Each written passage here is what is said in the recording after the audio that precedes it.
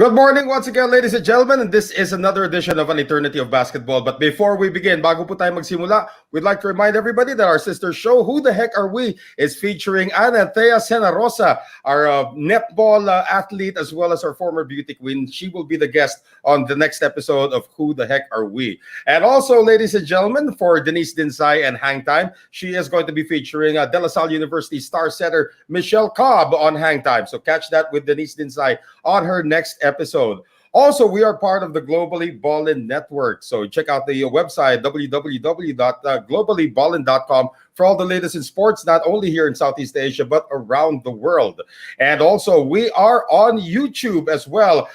All except the final 5 episodes of An Eternity of Basketball is on YouTube. So subscribe today. If you haven't subscribed already, subscribe today. And also go to linktree/globallyballin. This is where you find the geography of everything you need on the Globally Ballin Network. And last but not least, we are now working with Cuts Apparel. Let me find that spiel. There it is. Thank you, Cuts Apparel, for our uniforms. I'm not wearing it right now, but this is a Cuts shirt. It's very, very nice. Check them out on your social media for your corporate and sports uniform at Cuts Apparel PH. And check out the latest biking collection as well. So we are now in this episode of An Eternity of Basketball. We are now on episode number 84. At ito po si Noel Zarate coming from the Clark Bubble here in Pampanga for the FIBA Asia Cup qualifiers with attorney Charlie Cuna, who is also in Clark today, and Sid Ventura, who is at home today. So episode 84, guys, and we are about to begin in just a few moments. And our special guest for today, one of the wily point guards of the University of the Philippines. Naka-UP yung dalawa. Ako naman naka-Cats. Ito may sponsor sila. Graduate na po dyan sa kanilang eskwelahan.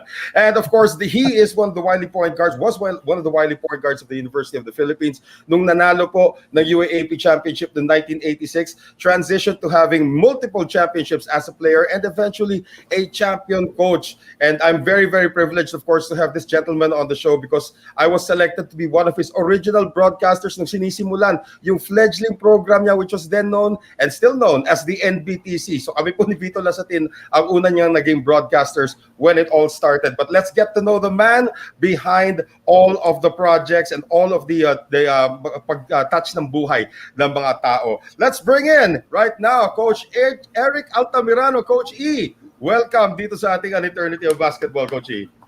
Hi, good morning, guys. Good morning, Noel, Charlie, Sid. It's an honor to be a guest in your wonderful show. Well, maraming salamat, Coach Eric. Nakita mo naman eh. Ano yan? 84th na pala, grabe. 84, kulang na nga 84. lang. Dalawa sana, tinaon natin to sa 86 kasi Oo nga, 1986. oo nga. Pero Yung Independence champion Day itong, today. Independence Day today. yes, And he, yes. and he Oo nga set pala. UP free by leading them to the Yes. championship. Diba? Yun eh. Tama Diba? yun. Ang galing mo talaga, Tony. Well, of course, 1986 nga, naging sumikat itong si Coach Eric Altamirano. Pero atras tayo ng konti.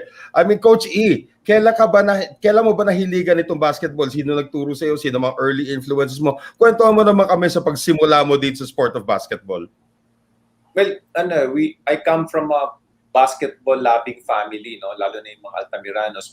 My uncle used to play sa Mika, ganyan. Pero ang first love ko talaga is football. That's my first love. So when I was studying sa San Beda, Alabang, it's called Benedictine Abbey School pa noon. Right. Love ko talaga football. No? Unfortunately, nagkaroon ako ng parang problem with my knee, and then yung doctor advised me not to play football anymore. Sabi niya, hindi ka na pwede maglaro ng football. So I felt bad na hindi na ako makakalaro. But then ito sa blessing in disguise kasi nahiligan ko yung basketball. No? I turned my passion sa basketball. So since grade school, I was playing already for San Beda, Alabang, and then yun, doon ko nakilala yung San Beda, Mendiola, and then yung one father or yung abot ngayon, the current used to be the father abbot of the Benedictine monk or Benedictine organization. Siya ang nagtulong sa akin to be able to study sa San Beda, Mendiola. Okay, so doon pala nagsimula yun sa Benedictine Abbey. Naalala ko yun kasi member school ng Prada yan. Kalaban namin, Lourdes Mandaluyong kami. So sa Benedictine Abbey nagsimula yon. Pero yung coach, nung naglaro ba kayo kaagad, ay point guard kaagad ang pwesto nyo? Kasi medyo matangkad din naman kayo when you were a kid. Oo, for some reason, that has been my position ever since. So kahit na maliliit yung mga kasama ko, I've always played point guard. So ayoko, yun lang talaga yung feeling ko na comfortable position ko when I was still playing. Coach, pabalik lang. Nung football, anong position mo nun? Football forward. Forward ako. Ako yung goal. Okay. So we used to play sa Rifa. I don't know if you remember that. Yeah, of course. Rifa. Rizal football. Oh. San Agustin, Don Bosco, yung mga lahat data ng Don Bosco no, we were playing, yung mga nakapa, Don Bosco Tondo, Mandaluyong, Makati. So we always look up to San Agustin kasi grabe sila, ang galing ng program nila, and then they compete abroad. So at the time, kung tambakan kami ng San Agustin 10-0, ganyan 14-0. Malakas talaga ang CSA noon during that time. Coach, pero paano naman yung bakit, I know you said there's a basketball history no, sa pamilya mo, nag-Mika yung tito mo and all that. Pero after being told na injured ka, na hindi mo na dapat ilaro sa football, bakit naman basketball ang napili mo? Could have been baseball, it could have been some other sport no, that wouldn't be too tough on your knee. Kasi delikado rin naman ang tuhod sa basketball, di ba? Yeah. Well, sabi ng doctor, basta lang, don't get into a sport na sumisipa ka. You use your foot. So at that time, actually, it was really hard for me to go where I am now or kung ano yung na-achieve ko sa basketball kasi talagang meron akong isang parang it's a congenital thing na it runs in the family na parang they call it bone growth. So pag lumalaki ka, lumalaki rin yung excess bone mo. So it was really hard for me to get into sport, no, whatever sport. Ang problema lang yung football, na-emphasize siya masyado dahil nga sipa ka ng sipa. Right. So tama-tama naman, intramurals, merong basketball.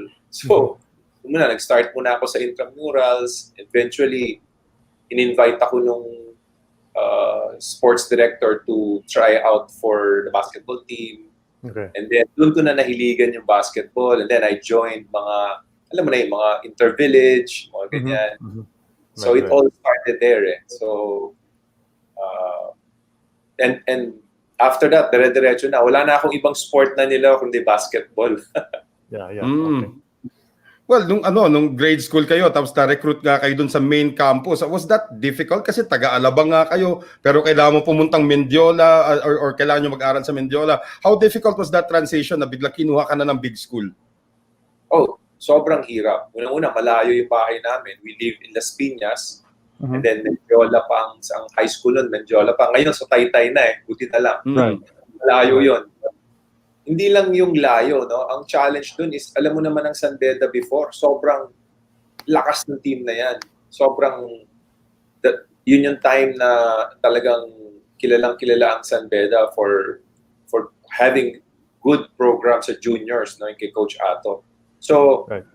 just to be able to get into the team is another thing. Hindi ganun kadali, masama ka sa team ni Coach Ato dahil stocked up talaga siya and maganda yung feeder program nila. You have to really prove yourself first para mapasama ka dun sa NCAA team ng San Beda. Well, we have one of our former guests here saying hello to Coach E. Jess Thompson, the former NBA referee, saying Coach E, his bride Marissa and his 3 lovely children is the reason for my coming to the Philippines. That's from Jess Thompson. Kinakamusta Coach E ni Kuya Jess? Yeah. Si Kuya Jess, one of our early guests dito sa ating show. Hey, referee Jess, how are you doing? Coach, I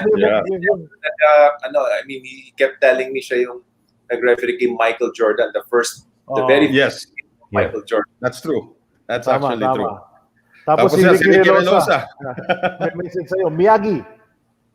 Ano ba? Yan ang aking kuya when I was a rookie sa Alaska. Super highly respected yan si Ricky. Oh, ito rin si El Pistolero. Kinakamusta ka rin ni El Pistolero, my mobile line coach. Hello Coach E, si Boyat Francisco. Si Boyat. All your friends and fans are coming out today. Super galing yan. Super bait na tao niya. Oh, ito si Daddy Gus. Kinakamusta ka rin, Coach? Si Andy de Guzman. Andy de Guzman.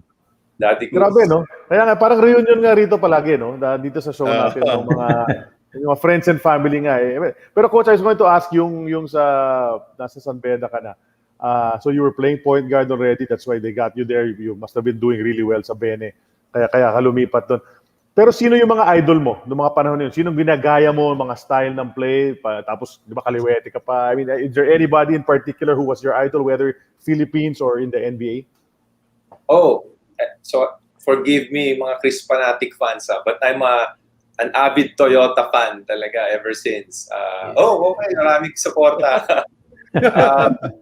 Talaga, the player that I really look up to is number 1, si Francis Arnaiz. So talagang, in fact, when I was playing in high school, alam nila Ronnie yan, ng teammate kami, na ang naka-high socks ako na white. Diba? And then naka-wristband ako dahil si Francis na used to wear wristband. And then alam mo yung tira ni Francis Arnaiz, yung looping shot niya, pag nag-layup siya. Right. So I used to do that in high school. Kaya talagang ginagaya ko yan, si Francis Arnaiz. Hindi ko lang nagaya yung long hair niya kasi talagang mahirap kaya. Saka yung balbas. Balbas sarado yun eh. Pero Coach, number 11 na ba kayo ever since? Kasi number 8 si Francis Arnaiz, pero kayo number 11 na kayo sumikat. Was there any reason kung bakit nag-11 kayo? Or taken na ba yung 8 nung time na yon?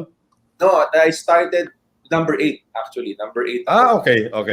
And then, nung dumating si Arnie Tuadles sa Toyota, siya yung talagang naging wow, talagang bilib ako dyan. Talagang, sobrang amazed kung maglaro dyan. And then, in fact, meron mga moves siya na ginagaya ko rin.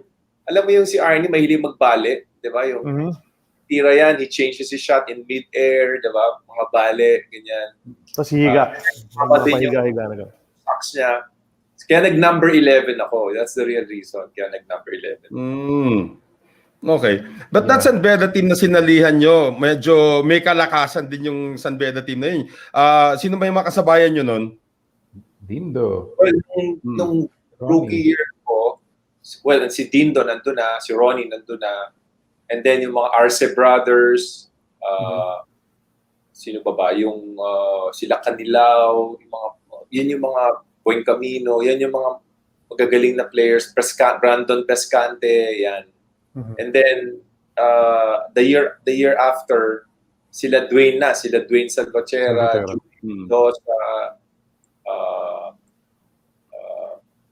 Peter Tamayo, yan yung mga namin, teammates namin. Si Dindo, andun pa rin, si Ronnie, nandun pa rin.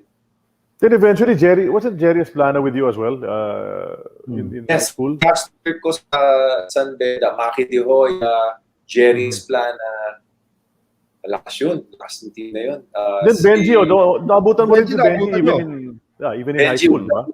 Yeah, Benji was a rookie. Nung senior year namin, yan, rookie naman si Benji. So 4 years kami ang difference namin ni Benji. Yeah, and kami. Grabe, no? 86 kasi siya sa UP, 83 kayo eh. Parang, si Ray Lazaro pala also says hi. Si Ray. Sa Alaska ba kayo naging mag-teammate, Coach? Sa Alaska, kuya ko din yan. Yan ang mga nilulook up ko talaga when I started playing in the PBA. Ako, Coach, may tanong ko lang, what was it like naman playing what was your first impressions when you first met Coach Ato Badulato? Nako, talagang si Coach Ato, talagang sobrang disciplinarian yan. Tsaka man of few words. Talagang kahit sa practice namin, very seldom yan magsalita or magalit. Pero pag nagalit yan, sigawan ka, nako, talagang tatandaan mo kung ba't kanya sinigawan. Talagang hindi mo na ulitin. Ganun yung, parang meron siyang, you will instill fear in you, pero yung fear na hindi naman yung parang more of out of parang respect, yung fear na coming from a respect, yung ayaw mo siyang ma-disappoint, and you always want to kumbaga maintain that smooth relationship with Coach Ato, kasi pag hindi, naku, patay ka.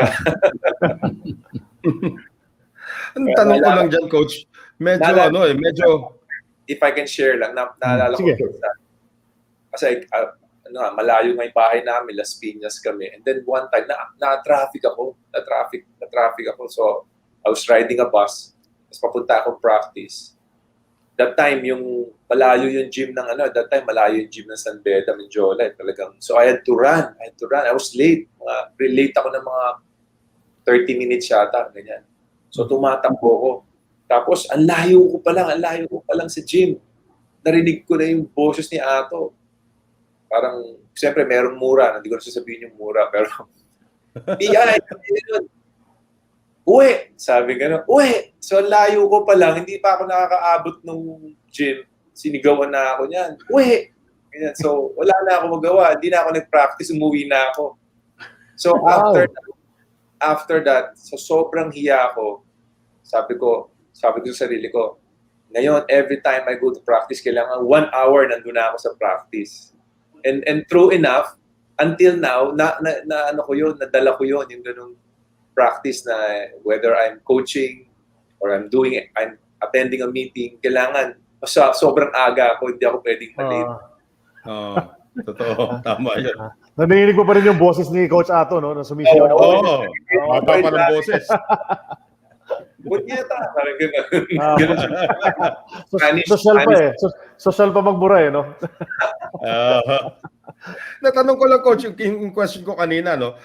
Were you aware that tatlo kayong medyo world-class point guard na nagko-compete sa position na yun, na nandun kayo sa San Beda High School, na ikaw dito po marin Ronnie Magsanok. So what was it like competing against arguably two of the best point guards in history also pagdating sa playing time? Hindi ko, to be honest, hindi ko naisip yun. We were competing against each other. Pero to be honest din, yung practices namin were more competitive than the games. Kumbaga, talagang ganun si Ato, yung he put us in an atmosphere or an environment na imposibleng hindi ka mag-improve. Kasi you're playing against the best of the best. Although at that time, hindi ko naman alam na sila sobrang gagaling ng mga teammates ko. Pero meron siyang system na talagang lalabas yung ano mo, yung galing mo eh. Mapapalabas yung galing mo. And kaya pagdating sa game, parang ang dali na lang. Ba't ang dali na lang ng mga games namin? Kasi ganun ka-intense, ganun ka-competitive yung mga practices namin. Coach, ano yung anong pinaka nag-stand out sa'yo at that time, no? Kay Ronnie at kay Dindo? What were they best at na napansin mo sa kanilang dalawa? At the time, si Dindo kasi yung pinaka-ahead sa amin. Although mas ahead kami sa grade, sa high school level, pero si Dindo yung mas ahead, meaning mas nauna siya sa aming nag-NCAA. Mas nauna siya sa amin na kami ni Ron, Prada lang kami noon at that time. Pero what I noticed kay Dindo, he's so adept sa ball handling niya. Talagang galing ni Dindo sa ball handling. In fact, at that time, siya yung nakakaalam ng mga advanced ball handling drills, di ba? Maybe because of his dad. Di ba? Ang galing. Si Ronnie naman, sobrang bilis and ang talagang ni Ronnie at that time, yung shooting niya. Talagang wala pang 3-point, meron na siyang sobrang layo na tumira ni Ronnie. So, yun talaga ang parang, and I think, siguro ako naman, compliment ko sila kasi ako more of passing ako, more of penetration.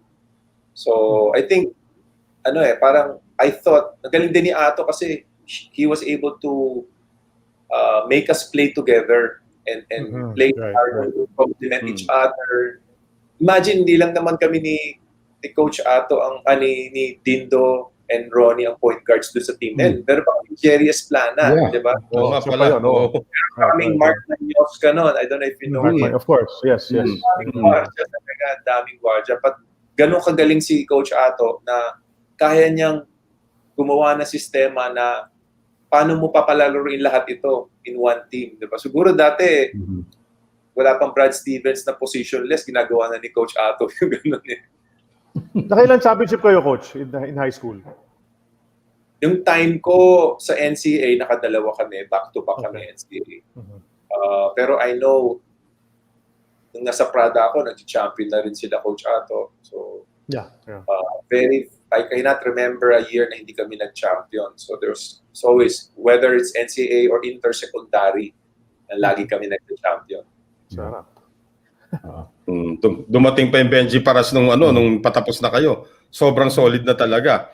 Yung tanong ko dyan, was there a chance na lahat kayo ma-absorb sana sa Red Lions? Kasi obviously, hindi kayo umabot sa Red Lions. Si Ilan lang. Wala pa yata. Sa lahat ng binanggit mo, parang wala yata akong naalalang nag-Red Lions dun eh.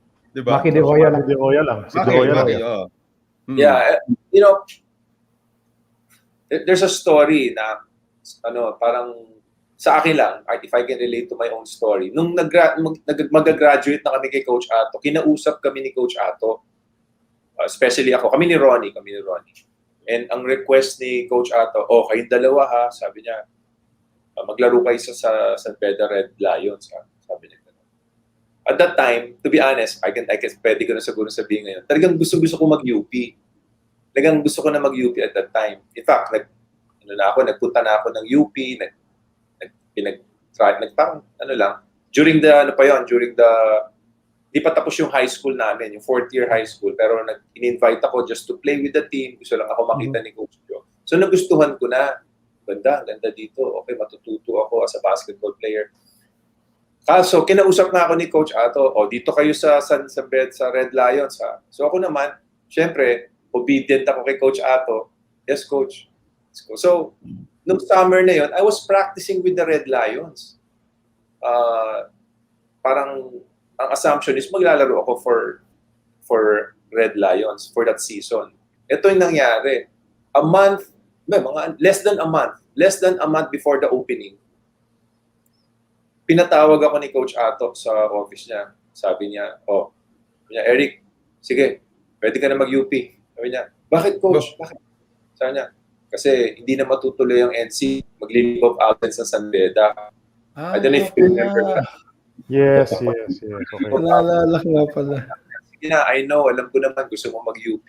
So, I thank you, Coach. Salamat, Coach. So then, yun, bumalik ako ng UP and I asked Coach Joe kung if he can still accept me. Okay naman, tinanggap naman ako ni Coach kahit na very short na lang yung time before the season ng UAP. So, yun yung story nun. Okay. So, para kunin ka ng UP, malamang may tinanggal sila sa lineup, di ba? Kasi set na dapat yung lineup nila. Sino kaya yung tinanggal nila, no? Para ma-accommodate ka? I wonder who that guy is. Kaya nga, pasensya na talaga. kung sino ka man. Alam ko kung sino. Alam ko yata kung sino. Kinikwento ko sa akin ng isang official dati ng SBP. Player na dapat siya na UP. Bigla may pumasok daw na Magsanok, na Altamirano, mag-aaral na lang daw siya. Alam niyo kung sino yun? Patrick Gregorio. Oo, ID na daw siya, mag-aaral na lang daw siya nung nakita niya yung Altamirano, mag-aaral na lang daw siya. True story yun. Coach Pato, okay. Yeah, so I think si Pato was already about to make the team pero nag-decide si Coach Joe ng dulo. Pero batch ahead si Coach E kay Pato. Kasi sabi ni Pato nung nakita niya na doon, baka hindi na siya tumuloy. Hindi na mag-aaral na lang iba pa. Kasi batch 84 si Pato eh. Oo. Basta yun yung sinabi lang na mag-aaral na lang daw ako. Pero bakit nadampot din ni UP yung Magsanok, yung Salvatierra, 'di ba? Puro pang pang Red Lions na yung mga yun. Raymond Mendoza. Yun. 'Di ba? Daming naglipatan from San Beda to UP. Bakit hindi yata sila nag-Red Lions, coach? I don't know why, pero sila yung nauna sa UP. Sila yung naglaro sa UP and kami naman, syempre, we look up to these players kasi mga kuya namin yan. No? So, very close kami, parang sobrang close namin. So, itong mga to, sila Dwayne, sila Joey Mendoza, sila Mon, ang gagawin yan, during the school year, pupunta yan, papasyal yan sa school. Tapos, wala lang, kakamustahin lang kami. Ganun lang sila. Kumusta na kayo? And tapos, meron mga padaplis-daplis. Next year, sama-sama na tayo sa UP. Yung mga ganun lang, padaplis. Pero relasyon, often yun, pupunta lang sila, papasyal, ganyan. So, na-ingrain tuloy sa amin, naging interesado tuloy kami sa UP. And then, ang pinaka-crucial was, I was invited to watch yung championship nila, UP versus UP. I don't know, Sid, if you remember that. 82, bad memory yun. Nandun ako sa result, tapos napanood ko, and then natalo yung UP, di ba? Natalo yung UP. So, parang sabi ko, sana pag naglaro ako dito, matulungan ko itong team na to, makatulong ako, and then finally makakuha ng champ. Yun yung parang naisip ko lang at that time. Sana makatulong ako dito sa team. Ako naman, Coach, ang isi-share ko na kwento sa akin ni Coach Ricky Dandan. When Coach Joe was recruiting you and Coach Ronnie, parang sabi niya kay Ricky, who was already with the Maroons noon, sabi niya, alika Ricky, sama mo ako, panoorin natin yung mga re-recruit natin next year. Pagdating dun sa, I don't know what tournament, what that was, nung tinuro ni Coach John, Coach Ricky was point guard nun eh. Tapos nung nakita raw niya kayong dalawa, sabi niya, kapwesto ko itong mga to ah. Ano mangyayari sa akin? Kinabahan daw siya, baka tanggalin daw siya ni Coach Joe sa team kasi ang gagaling nyo raw, tapos same position as him. Pero ginawa na lang daw siyang I think small forward nung pumasok kayo. Pero for a time, kinabahan daw siya, baka makat daw siya sa sobrang galing na yung dalawa. Ang bigas no. Super bait niyan si Coach Ricky. Talagang nung bago kami ni Ronnie, he welcomed us with open arms. Saka gina-guide na talaga kami during that time. Bakit UP, Coach, ang natipuhan mong puntahan? What made it attractive for you? And also, when you got there for the first few practices with Coach Joe, iba yung culture talaga sa UP and all of that. What was your first impression when you got there? Was it everything you thought it was going to be? Well, first, siyempre, I wanted to go to a good school. Gusto ko rin mag-aral talaga. Number two, like what I mentioned earlier, parang ganun ako parang makatulong ako dito. Parang sa akin, parang it's historical. Dahil alam ko yung UP at that time hindi pa talaga nananalo. So sabi ko, baka I can be a part of that history. Para sana makatulong ako dito sa team na to kasi bridesmaids sila, and then I could see na there's something good about what they're doing, di ba? And then yun na nga, nakilala ko si Coach Joe. And then the first time I tried out or practiced with the team, parang it's day and night day and night. When I was with San Beda, ganito kami mag-style ng practice. Biglang all of a sudden, there's something new. Ngayon ko lang na-experience to. I don't know if you know, di ba yung time na si Coach was already studying States, kay Bobby Knight. Bobby Knight. The things that we were doing in practice are all new. So, yun ang naka-attract sa akin. So, parang I feel na if I go to Coach Joe and play for UP, matututo ako as a basketball player. Aside from UP ba, Coach, may ibang schools na who were interested? Actually, dalawa lang talaga, to be honest. San Beda and then UP. I never considered the other schools. Pero nung nandun na kayo kay Coach Joe, nakita nyo naman yung from Coach Ato Badolato to Jolie pa. Gaano kalaki ang adjustment na kailangan mong gawin? Dalawang masungkit na coach yan. Si Coach Ato, yun nga, ibang style ng discipline sa kanya, tahimik siya eh. So hindi siya palamura, 'di ba? Hindi siya kumbaga meron siyang certain rules na minsan talagang kakapain mo siya. So very masyadong fatherly yung pagiging disiplinarya niya. Bawa sa amin lang practice, hindi ka pwedeng mag-top ng board. Tapos hindi ka pwedeng magyabang. Naalala ko na yung pag nag-respond ka sa kanya noon at that time, parang papagalitan ka niya, binigyan. Parang ganun ba? It makes you humble. Diba? Ayaw niya na walang flair. Yung nakashoot, high five, mga ganun. Ayaw niya noon. So kailangan, ka lang, simple ka lang, humble ka lang. Pag nanalo kami ng 50 points, hindi siya ayaw niya nang nagyayabang ka o ini-embarrass mo yung kalaban mo. Something like that. Diba? Kay Coach Joe naman, fiery siya. Fiery. During practice, parang he loves to play a mind games with these players. Talagang paisipin ka niya. Bakit ganito? Bakit ako hindi ginamit? There was a time, hindi ako ginamit ni Coach one half.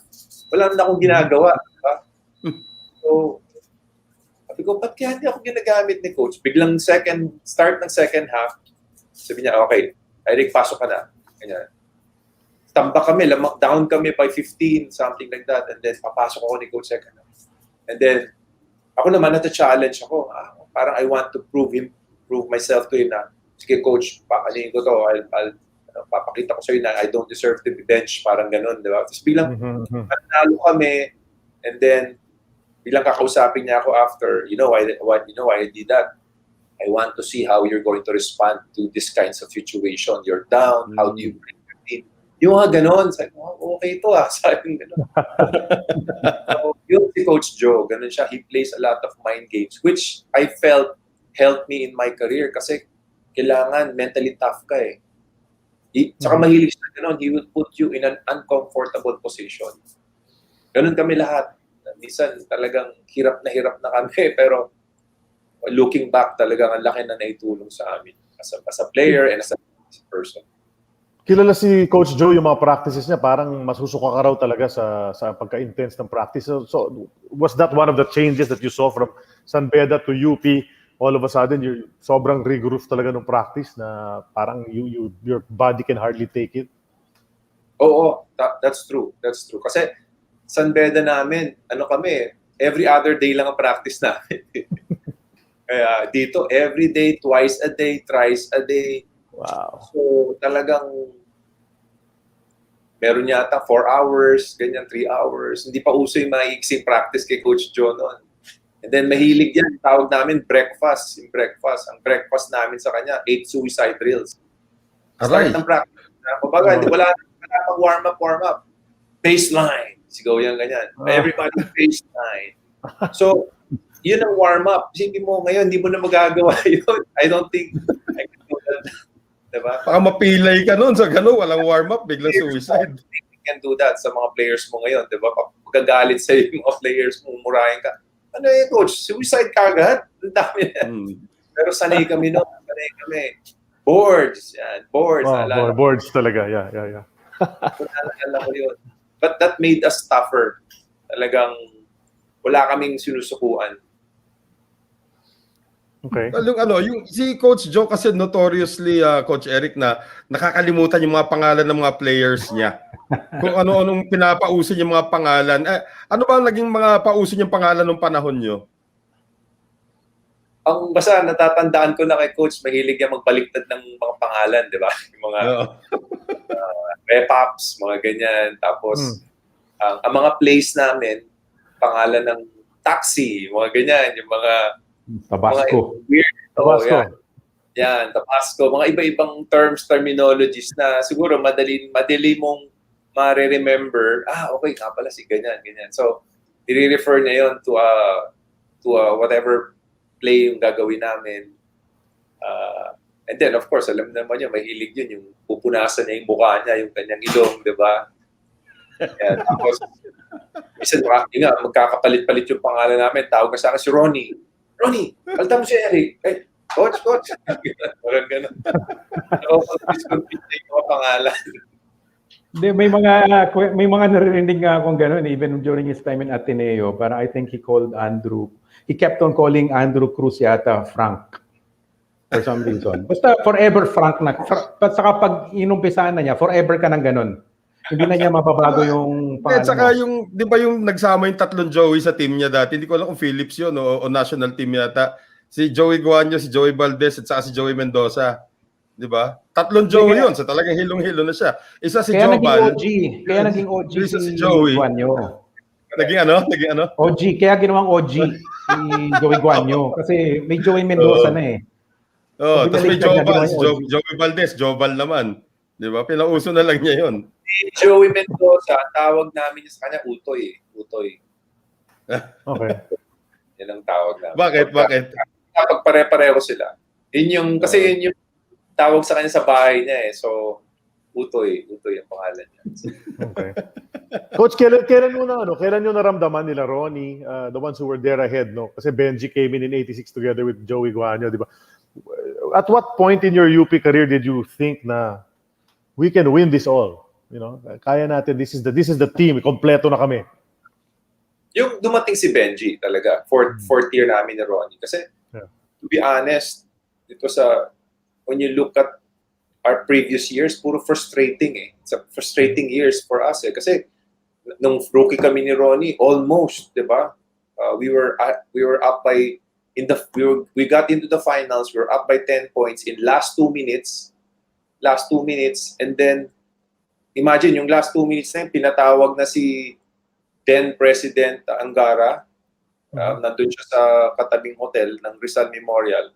Pinatawag na siya, we're up by 10, 2 minutes to go.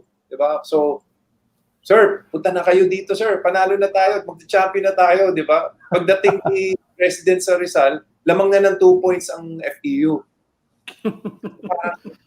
Very heartbreaking yun, yung nangyari na yun. So, it was very frustrating the first 3 years. Nawala si Ronnie 1 year, nagkasakit siya, so kulang kami talaga. And then biglang dumating si Benji on our 4th year. So we were playing in the PABL, sinali kami ni Coach dun sa mga amateur commercial leagues. As a team, yung Converse kami noon, Converse. Right. Tapos nakita namin, parang natatalo kami sa Louisville, yung sila Samboy, sila Jolas, konting points lang. And then, so we were parang nararamdaman namin, malakas tayo, nakaka-compete tayo dito sa mga top PABL teams. So yun, nagkaroon kami ng confidence. Kumbaga, natatalo kami dun sa commercial league na yun, sa PABL. Pero, moving forward, nafe-feel na namin yung confidence na itong year na to, parang iba to compared to the previous years. Kasi si Benji, ano pa siya nun? Hindi pa siya ganun ka-polished. Yeah. Hindi pa siya ganun. Ang major role ni Benji at that time was really to block shots, rebound, and putbacks, ganyan. So, hindi pa yung the dominating Benji Paras na yung naglaro sa Shell, hindi pa ganun. So, pero makikita mo yung improvement ni Benji as he plays. Ayun, gumagaling. So, hanggang pagdating ng championship, yun, lumabas na talaga yung laro ni Benji. Na-realize ni Benji, no, as the games went on, na kaya niyang mamain lahat ng iba. Sabi, mas bata ako sa mga to, pero mas malakas ako sa mga to. Siguro na-realize niya, di ba? Wala, kaya-kaya ko to mga to, di ba? Si Jerry Well, lang Harold medyo Keeling is nahihirapan. saying hello. He's saying hello to all of us. He's watching right now. Says you guys are awesome. So You're awesome too, naabutan mo Harold. si Harold Keeling, Coach Eric. Pero yun, he was our guest here kamakailan lang. But let's talk about that year, 1986. Eto na naman kayo sa semifinals. Kalaban nyo na naman ng FEU for the chance to make it to the finals. Lamang na naman ng FEU ng dulo. Tell us about yung turn of events na nangyari. Paano nyo natalo FEU nung time na yun? Sure loss na dapat ang UP nun pero nanalo pa rin ang Maroons. Well, correct me if I'm wrong, yan yata yung steal ni Ramil Cruz, di ba? Ramil Cruz, Correct. oo. God bless his soul. Ang rule kasi sa UAP noon is pag halimbawa na foul ka, you can opt to waive the possession. Meaning, you don't have to shoot the free throw. Pwede kang sideline out of bounds lang. Hanggang gusto mo, di ba? So they kept doing that. We kept fouling and they kept doing that, di ba? Si Coach Joe, mahilig yan sa mga deny, mga talagang deny all passing lanes. So we were really good at it. And then itong si Ramil Cruz, he's been doing it in practice. Kunyari, magde-deny shots, kunyari, nakarelax siya. Diba? So biglang, akala nung inbounder na nawala, hindi nakikita ni Ramil Cruz yung papasahan niya. And then all of a sudden, finake niya yung kanyang move to get that ball. Half court nangyari yun, sa half court. And then, na-steal niya yung bola. Diba? Na-steal niya. And so, bigla na lang si Ramil kept dribbling. And then, sobrang bilis niya. Nakita niya, kasi nahabol siya nung FEU player sa likod. Medyo nadadapa siya. Kasi talagang... Right. I remember. Clear na clear sa akin yun. Oh. Yeah. And then eventually, na-shoot niya. Diba? Parang, wala na. At that time, jubilant na kami. Parang, wow. Wala nang chance yung FEU to get back. Parang it was really... Knockout match pala yun. Wala pang Final Four nung time na. Knockout match pala against FEU. Parang a good sign. Something good will happen that year. Pero as members of that 82 team na tinalo ng FEU, kayong dalawa ni Ronnie Magsano, anong pakiramdam nyo nung finally nalusutan nyo? Ano ba yun? Sid, sorry? Yeah, that's it. 83, yeah. Oh, anong pakiramdam nung nalusutan nyo finally itong FEU at eto na? Championship na tayo. Kasi ang difference niyan, nung first year namin ni Ronnie, sanay kaming manalo. Sanay kami parang, kami normal lang yung manalo. Yung matalo, hindi kami sanay. Diba? So it was really heartbreaking for us. Ang sakit talaga nun, natalo kami sa championship ng FEU. And so, first year, second year, third year, yung frustration na yun, talagang bumaon sa amin yun, diba? And going to the fourth year and then facing FEU pa, parang it vindicated us Parang, di ba, all the teams na kailangan namin talunin para pumasok sa finals, FEU pa. So talagang sobrang significant nung breakthrough talaga yun. It's a breakthrough for us to win that game. Sino star player ng FEU nun? At that time, that you faced. Postanes yata, no? Sila Glenn yun, di ba? Yes. Wala na si Glenn nun. Wala na si Glenn. Yeah, no, sabi ni Daddy Goose, that was my rookie year. Sabi ni Andy De Guzman. So, hindi pa si Andy De Guzman yung star nun. Rookie pa lang siya. Pero sino yung mga elders? Postanes, si Roa, Jack Tonuran. Yan. At that time, mga veteran sila noon. Mga veteran players sila in that season. So, malakas sila. They were considered a powerhouse also. Nahirapan ba kayo sa UE, coach, no finals? Well, UE was really invincible. Grabe yun. Talagang stacked up sila. Most of their players were playing in the PABL, Commercial League. And then si Jerry pa was an NCC player.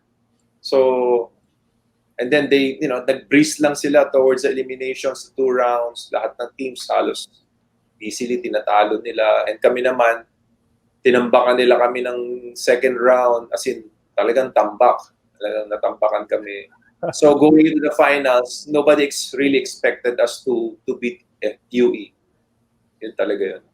Dapat automatic champion din sila, coach, di ba? Pero FEU lang nakatalo sa kanila nung second round. They finished 13-1. And noon, pag 14-0 ka, automatic champion ka na Di ba? So, pero mabuti na lang, FEU beat them. So, Di ba?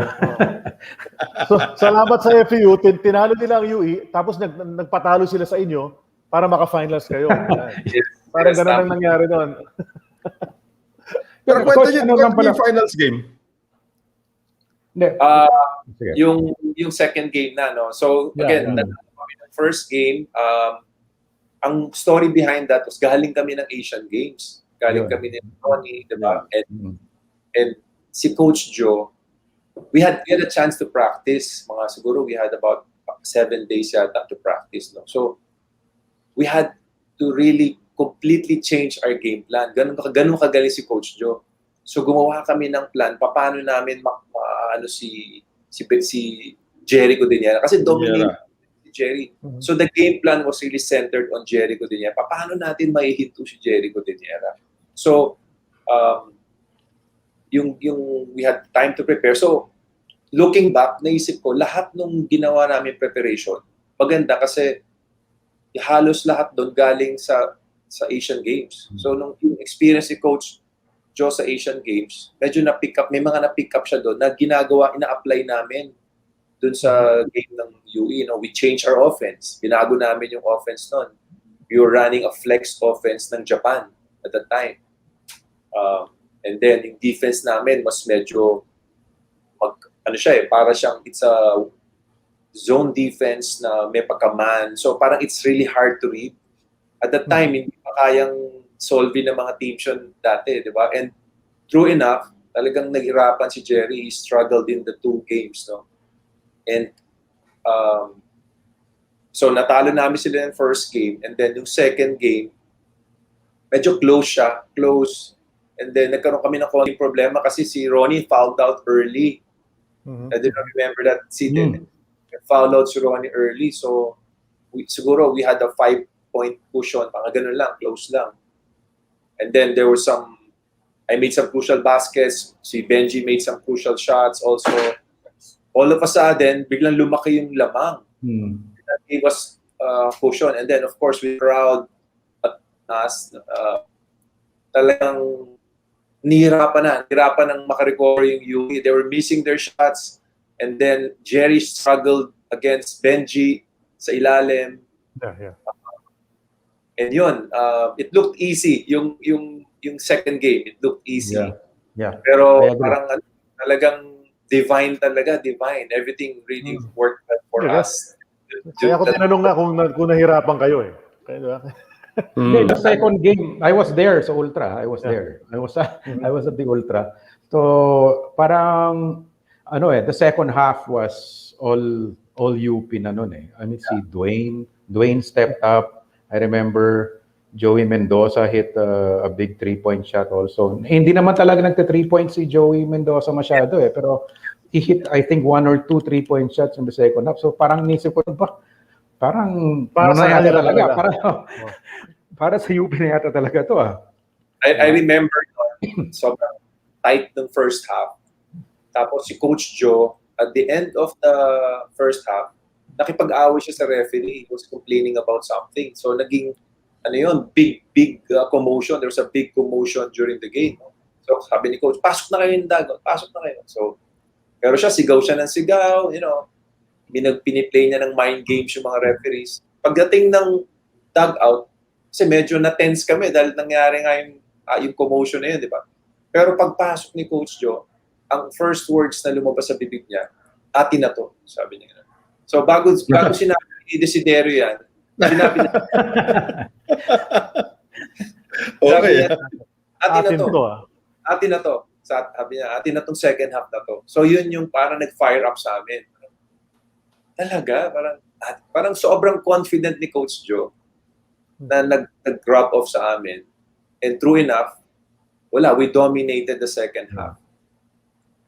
Tapos you were named finals MVP because you top scored for that game, no coach? I think at 27, 26 points, no? Kasi I remember kasi Ronnie na-injure siya nung first 5 minutes. So you had to pick up the scoring slack. Parang tinuhod siya on a drive, no? But then after that game, you immediately went to Rizal Coliseum because you had the PABL game with Pure Foods yata. I mean, medyo crazy lang ano na mangyari yun in this day and age. Pero back then, parang hindi nag-uusap yung mga liga, di ba? They schedule games on the same day. Pero coach, what was that like? You're euphoric, you were named MVP, but then biglang naalala mo, may game pa pala ako with did you consider just missing that game to celebrate, or you were really dead set on playing that game no matter what happened in the UP game? Very very timely lang kasi yung championship game ng UAP happened noon time. 'Di ba? Naalala mo 'yun? Tanghali, meaning the game ended mga 2 PM ganyan. I think. Sorry, mga 2 the game mga 2 to 4, mga ganun. Basta hapon pa siya na yung game ko noon was about 5 o'clock yata or something. So and then I almost played the whole game sa UAP noon. Almost 40 minutes. Pero siguro yung adrenaline was there na parang wala ka nararamdamang pagod kasi sobrang jubilant ka, di ba? But I did not have time to celebrate nga kasi I had to go to that game sa Pure Foods. Eco, I played for Eco. And we were playing Pure Foods. Okay. Ang plano ko was just to play that game and after that, join my teammates and the group dun sa celebration. So, pumunta ako doon. In fact, when I got there, halos pasimula na yung game. Simula na. So, si Coach Egay naman, sige, sabi niya, pasok ka na, Rick. Ganyan. So, I played. Kalain mo ba naman overtime pa yung laro? Diba? So, nangyari, for some reason, that was really my night or my day. Kasi, nag-top score ka rin eh. Parang I made the 3-point shot to tie the game and get the game to overtime. So nag-overtime. And then nung overtime, parang I took over, made some crucial shots, and then we won. Sabi ko talagang araw ko yata. Dapat tumaya ka ng loto, no? Sweepstakes nung araw na yun. Yeah. Galing. Were you able to join pa? Yes. After the celebration. I was able to join the team. Nagkaroon kami ng celebration. So, di ko Saan ginawa, Coach, yung celebration? Where was the celebration of UP held? If I remember right, we celebrated it sa house ni Mr. Lasatin, Attorney Lasatin. The dad of Vito. Yeah. Yeah. Tatay ni Vito, that's right. So, kasi sila yung mga sponsor. Sila mga sponsor ng team eh. Yung group, yung fraternity, di ba? Every game, pag nanalo ka, may mag-host, di ba? Yeah. But I remember that night, doon kami sa bahay ni Attorney Lasatin and we spent the night there. Pero Coach, that championships, that win against Eco, that you had success with Eco as well, but that wasn't obviously your first experience in the PABL, no? You had played for previous teams already, ESQ, di ba? I think you played for them as well. You also won a championship, no? When you played for ESQ. Yes. Diba? When did you start playing sa PABL? Kasi sabay yan, di ba? UAAP and PABL, that's hand in hand eh. Yeah. Anong year ka nag-start? Saka, can you tell us a little more about your experiences with the PABL? Yung rules kasi before was different, no? Dati, kahit na rookie ka pa lang, you can already play sa amateur league. No? So when I played my first year, right after I played my first year sa UP, nakalaro na kagad ako sa amateur. Sabay yun. So off-season, nakakalaro ako. Pinapayagan kami. And nung early part ng amateur playing the PABL, ang coach ko talaga si Coach Joe. So dadalin ako niyan, Rick, parang pa lang ako noon, rookie pa lang ako, bata pa lang ako, pero he wanted me exposed already sa commercial leagues, no. Naalala ko, ang first teammate ko noon was Adonis Tierra. Okay. So meron kaming team noon, before ESQ pa to, Perpetual Tank yata yun. So magka-teammate kami nila sobrang gagaling ng mga teammates ko at that time. Sila Piray, I don't know if you remember that, Amisola, yan, sila Adonis Tierra, si Kabatu, Sonny Kabatu used to be my teammate. So sila yung super veteran na sila, ako rookie pa lang. No? And then, maybe on my second yata or third year, si coach ang nag-coach ng ESQ. Right, ESQ. right. So, sinama kami doon ni Ronnie. And yun yung time champion kami sa PABL. You were part of that ESQ team na nag-upset sa Lager Light, no, Coach? Yes, yes. No, So, 85 the year before. So parang a premonition of things to come yun, ano? Parang, di ba? Twice to beat the other Lager Light, they were the heavy favorites, and then si Coach Joe had this great game plan. of the NCC. Yun yung team ng NCC. Yeah, and then kayo, you were Don Ampalayo, who I think was your star player noon. Ricky Cui. Ricky Cui. And, actually, si Dicky Bachman was my teammate there also. Okay. Dami pang prominent players na naglaro doon. Malakas din eh. Epoy Almasco. Yeah, Epoy Epoy. Almasco, right. Malakas din. Nagkataon lang parang favored talaga yung Lager Light, pero it wasn't impossible. Parang grabe talaga yung, di ba? If you look at the lineup, malakas din naman talaga yung ESQ. Di ba? Then you win. So that's 85, 86, you win with UP, with Eco. Di ba? You won with Pero Eco sa as well. 86, idadagdag ko lang, 86 Asian Games year din Asian yun. Games, yeah. And I believe, Papunta na ako doon. sorry. I'm just saying lang that 86 team, para sa akin, di ba nag-usap tayo dito sino yung favorite national team mo. Sa akin, the 86 Asian Games national team is still my all-time favorite team. Tapos yun nga, nag-reunion yung tatlong San Beda Red Cubs na gwardiya noon. Pumaren, Magsanok, Altamirano. Pero again, it's a very small team. Umabot all the way to the semifinals na charging foul lang yung Kaidik. Nasa finals na dapat tayo noon eh. Kwento nyo naman yung coach, yung experience nyo doon. Well, that was the time na nagkaroon ng coup d'etat, di ba? Yeah. And then, na-dissolve yung NCC team. Di ba? The likes of Hector, di ba? So, very controversial actually yung team namin. Kasi si Coach Joe decided to bring us in. Kami nila Ronnie, nila Dindo. Siyempre naman, sipin mo, papalitan mo, Hector Calma, Franz Pumaren, di ba? These are, we look up to these players. Sila yung magagaling talaga na internationally seasoned na sila. And all of a sudden, you're going to change them, di ba? So I remember noon, there were times na kasi ginagawa ni Coach Joe, prior to the tournament sa Asian Games, nilalaban niya kami sa iba-ibang probinsya. Like, we go to Cebu, we play the Luwiller team, ganyan. So, I remember we went to Cebu, played Luwiller, and then sila Al Solis, were playing against Al Solis and his team. So, binubu kami ng mga tao. Talagang binubu kami. Kasi feeling nila, bakit yan ang nasa national team? Dapat hindi yan, di ba? So, we had to go through that. Until, sabi ni Coach Joe, alam mo naman si Coach Joe, di ba? Talagang a man of principle yun. Tsaka, he will really he will do what he thinks is best for the team. Diba? So, going to the Asian Games, talagang tama ka eh, kasi ang hirap din ng mga nakalaban namin doon. Talagang malalakas din talaga yung Iraq at the time, nilabanan namin yon. Japan was also a strong team at that time.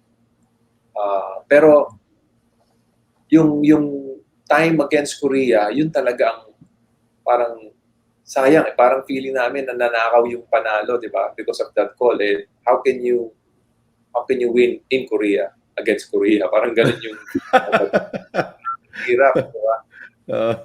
But looking back, grabe yung team namin na yun. Grabe. You had the Samboy Lim, you had an Alan Kaitig, Elmer Reyes, Dinero Brothers. Yeah. Glenn Capasio. Tanuan. Grabe yung Tanuan. Sobra yung team.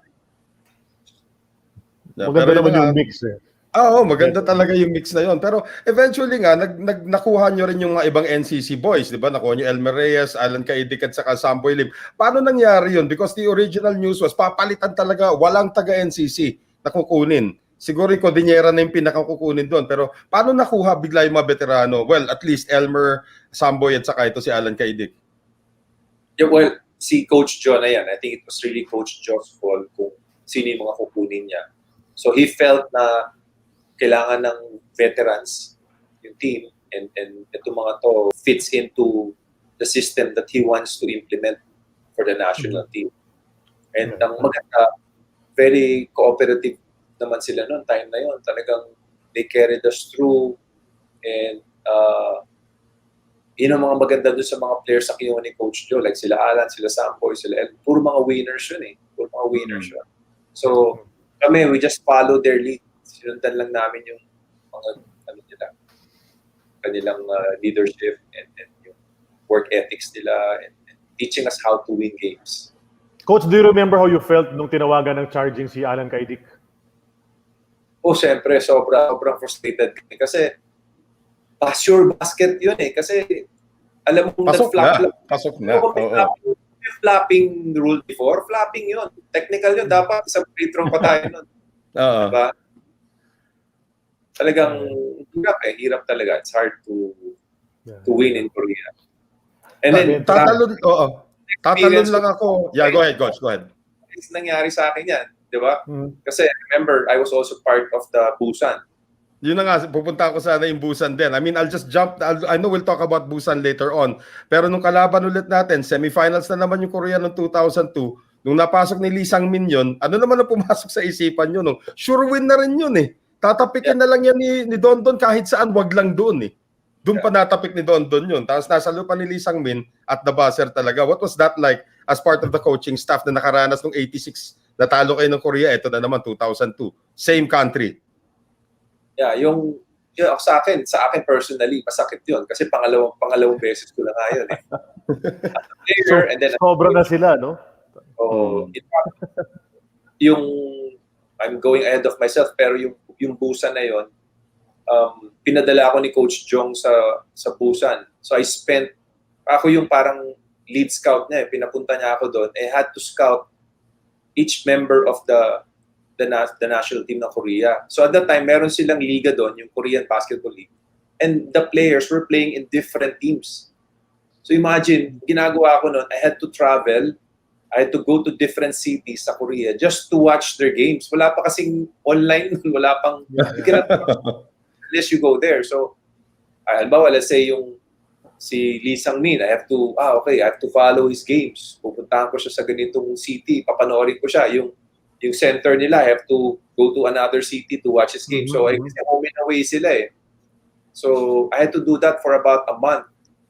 So, yun yung feeling ko parang, kasi I thought talaga we had a perfect game plan against Korea. And up to the last second, I thought we were able to execute it. So, yung nangyari na yun, parang, I don't think it's because of the game plan, but it's really parang breaks of the game. Grabe. Well, Korea actually went on to win the gold medal against China noong time na yun. So, medyo wild yun. Parang walang tatalo si China. Imposibleng matalo China, but Korea was able to do it in Busan. China, Yao Ming. Exactly, may Yao Ming sila nun. Well, before we move on, ang dami pa. Alam mo, nasa national team pa lang tayo, hindi pa tayo maabot sa PBA. So, ganyan kahabang kwentuhan natin with Coach E this morning. Pero we'd like to spend this part we call halftime right now to remind everybody, of course, sa mga iba nating projects dito sa Globally Ballin Network, which includes Who the Heck Are We? They will be featuring Anathea Senarosa, ang ating netball GA or goal attacker, who's also a former beauty queen. Para naman kay Denise Dinsay and Hang Time, she has the star setter naman ng De La Salle University, Michelle Cobb, on Hang Time. So you can catch that with Denise Dinsay. Also, we are part of the Globally Ballin Network. Check out www.globallyballin.com for all the latest in sports, not only in Southeast Asia, but also around the world. And of course, An Eternity of Basketball is part of the Globally Ballin Network. And you can catch An Eternity of Basketball exclusively on YouTube, at least until the last 5 episodes that we have. It's all exclusively on YouTube. So if you haven't subscribed yet, please subscribe now. And of course, we're also part of the Globally Ballin Network, which you can find on Linktree/Globally Ballin to get all of the latest kung saan mahanapin ang certain areas of itong ating Globally Ballin. Plus, hold on, let me get that. All right, hold on, Claro. It's here somewhere. Okay. So, yan, we are, thank you to Cuts Apparel. Yan, ang ating uniforme. Cuts Apparel, thank you for our uniforms, and check out their social media for your corporate and sports uniforms at Cuts Apparel PH. Check out their latest biking collection as well. So yan po ang Cuts. And we are now back talking to Coach Eric Altamirano dito. Actually, si Tita Marisa, ang dami finorward na picture. Tignan ko, mahabol ko pa dito sa ating rotation. But actually, I do have the box scores of both the games of UP versus UE. Parehong game. Eric Altamirano yung top scorer. Game 1, 26 points. Game 2, 24 points. So that's like what? 50 points in 2 games para kay Coach E. Nung championship. Magaling addition ni Noel. Yeah, against UE.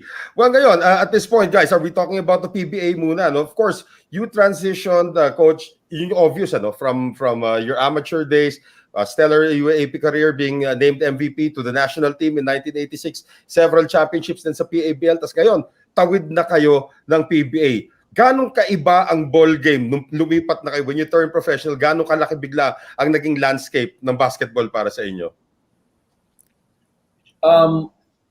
Actually, yung time na nag-transition ako and yung mga kasabay ko, that was the golden years of the PBA. Correct. If you remember that. Kasi yan yung time na background lang. Yan yung time na dati, bago ka makapag-PBA, kailangan makakuha ka ng release sa BAP. Parang ganun dati. Parang you have to serve the national team first for a number of years, and then tsaka ka pa lang nila i-release. Okay, pwede ka na mag-PBA. So, during nung time namin, before our time, konti lang yung, bawa, 3-4 na players lang yung nire-release every year, di ba? So, konti lang yung mga rookies. Nung time namin, kami yata yung pinakamarami at that time. Yeah. Di ba? So, yun yung if I should say, yun yung parang changing of the baton na eh. Yun yung time namin yung mga magagaling before, medyo na sila, nagre-retire na sila, and then the new stars are coming in, Alvin Patrimonio, Jolas, yan na yan. Jerry. Benji, Ronnie, yan na yung new batch. So, exciting siya kasi parang ang sarap panoorin ng PBA. Ang sarap panoorin. Lagi puno lagi, and then parang so magical when you go to the arena, to the gym, to Araneta, Cuneta. Sobrang magical talaga when you get to the PBA. Pero yung level of competition din, Coach, medyo tumaas kasi nandyan pa yung mga Jaworski, nandyan yung Ricardo Brown, ibang avenue na kaagad yan. So what was it like transitioning from amateurs, biglang, ito yung mabibigat sa PBA, finally, nandito ka na, pero kailangan mo ng bantayan. Yeah, of course, siyempre, yung umpisa, parang odd ka sa kanila, di ba? I mean, talagang nahihiya ka. I remember there was a time I was guarding Sonny Jaworski, parang, una natatakot ako, baka tirahin ako nito, ganyan. Pero hindi, he was so good to me. Siguro, tinitira lang ni Coach yung mga magagaling. Talaga, bago yun, ha? Oo, parang mo nga eh. Walang karate chop, di ka nakaranas, Coach? Hindi, yun nga, hindi. Kaya nagpapasalamat ako kay Coach Sonny. Hindi ako nasaktan, di ba? Pero, I remember I was guarding Hector, yan, sila Ricardo Brown. Si ano nga, nakakatuwa eh, sila Willie Henarela. I was guarding Willie yung mga first few games ko sa rookie. Talagang sabihin sa akin, sige, tira ka na, papatirahin na talaga ako. Wait ka, parang ganun. So, there was a lot of funny moments ng rookie ako. And then, of course, yeah, sila Ricky Relosa, sila Ray Lazaro. Yan yung mga nag-guide sa akin ng rookie ako, how to approach the game. Yeah. How to what to expect as a PBA basketball player. Speaking about those veterans, so you mentioned Ricky Relosa, Ray Lazaro, previous guests on this show, also watching. Yeah, also watching. Bernie Fabiosa is also watching. I saw Coach Joel Banal was also watching kanina. I don't know if he's still watching us now. So you know, it's, like I said, it's like a reunion here of former PBA players when we have our show. But there's something we talked about, Coach, when we spoke the other day, that you were drafted 1 year before you actually got to play in the PBA, di ba? You were drafted by Great Taste. Maraming di nakakalaman niya. People think Alaska ka right away. But you were drafted by Great Taste, but you deferred for 1 year and then you ended up playing for Alaska in what did become your rookie year. Anong kwento naman doon, Coach? What happened there?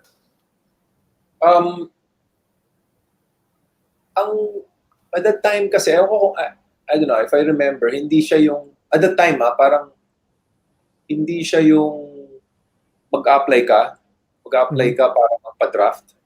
Yeah. Parang gano'n. Hindi gano'n yung rule dati. Parang basta lang. So I just saw na da-draft ako ng Great Taste. Okay. And then at that time parang I felt I wanted to stay one more year sa amateur. So tinausap ko sila Coach Baby and asked kung pwede. It's okay na hindi mo na ako kasi nakita ko rin yung lineup nila, medyo stack up pa. Sabi ko baka not yet time. So, they respected my decision naman. And ang maganda, they did not sign me up para maging free agent ako. So I went up to the amateurs. I played for Philip Sardines with under coach Joe.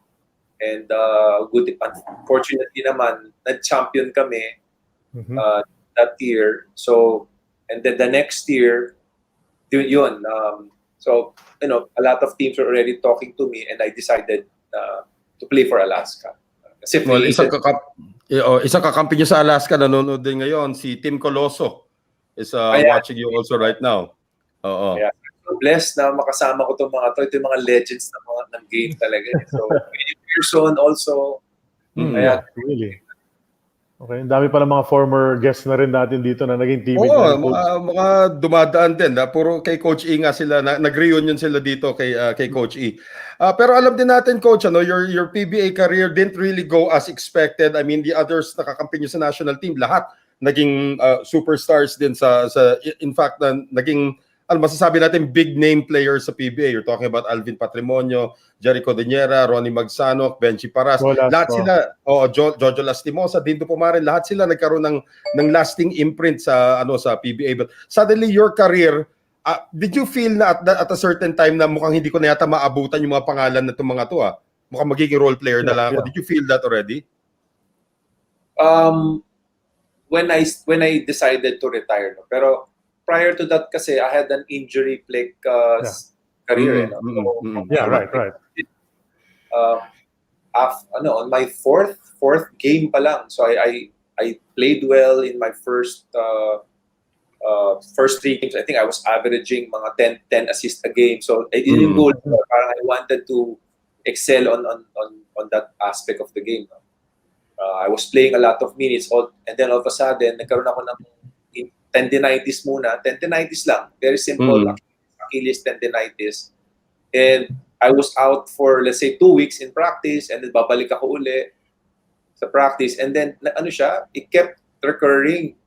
And then it became a problem na hanggang, halimbawa, I will be out for 2 weeks. Hanggang tumaba na. Naging 1 month na. Naging 2 months. Yeah. And then, there was a transition sa Alaska noon. Tim Cone came in, and then coach ko si Tim.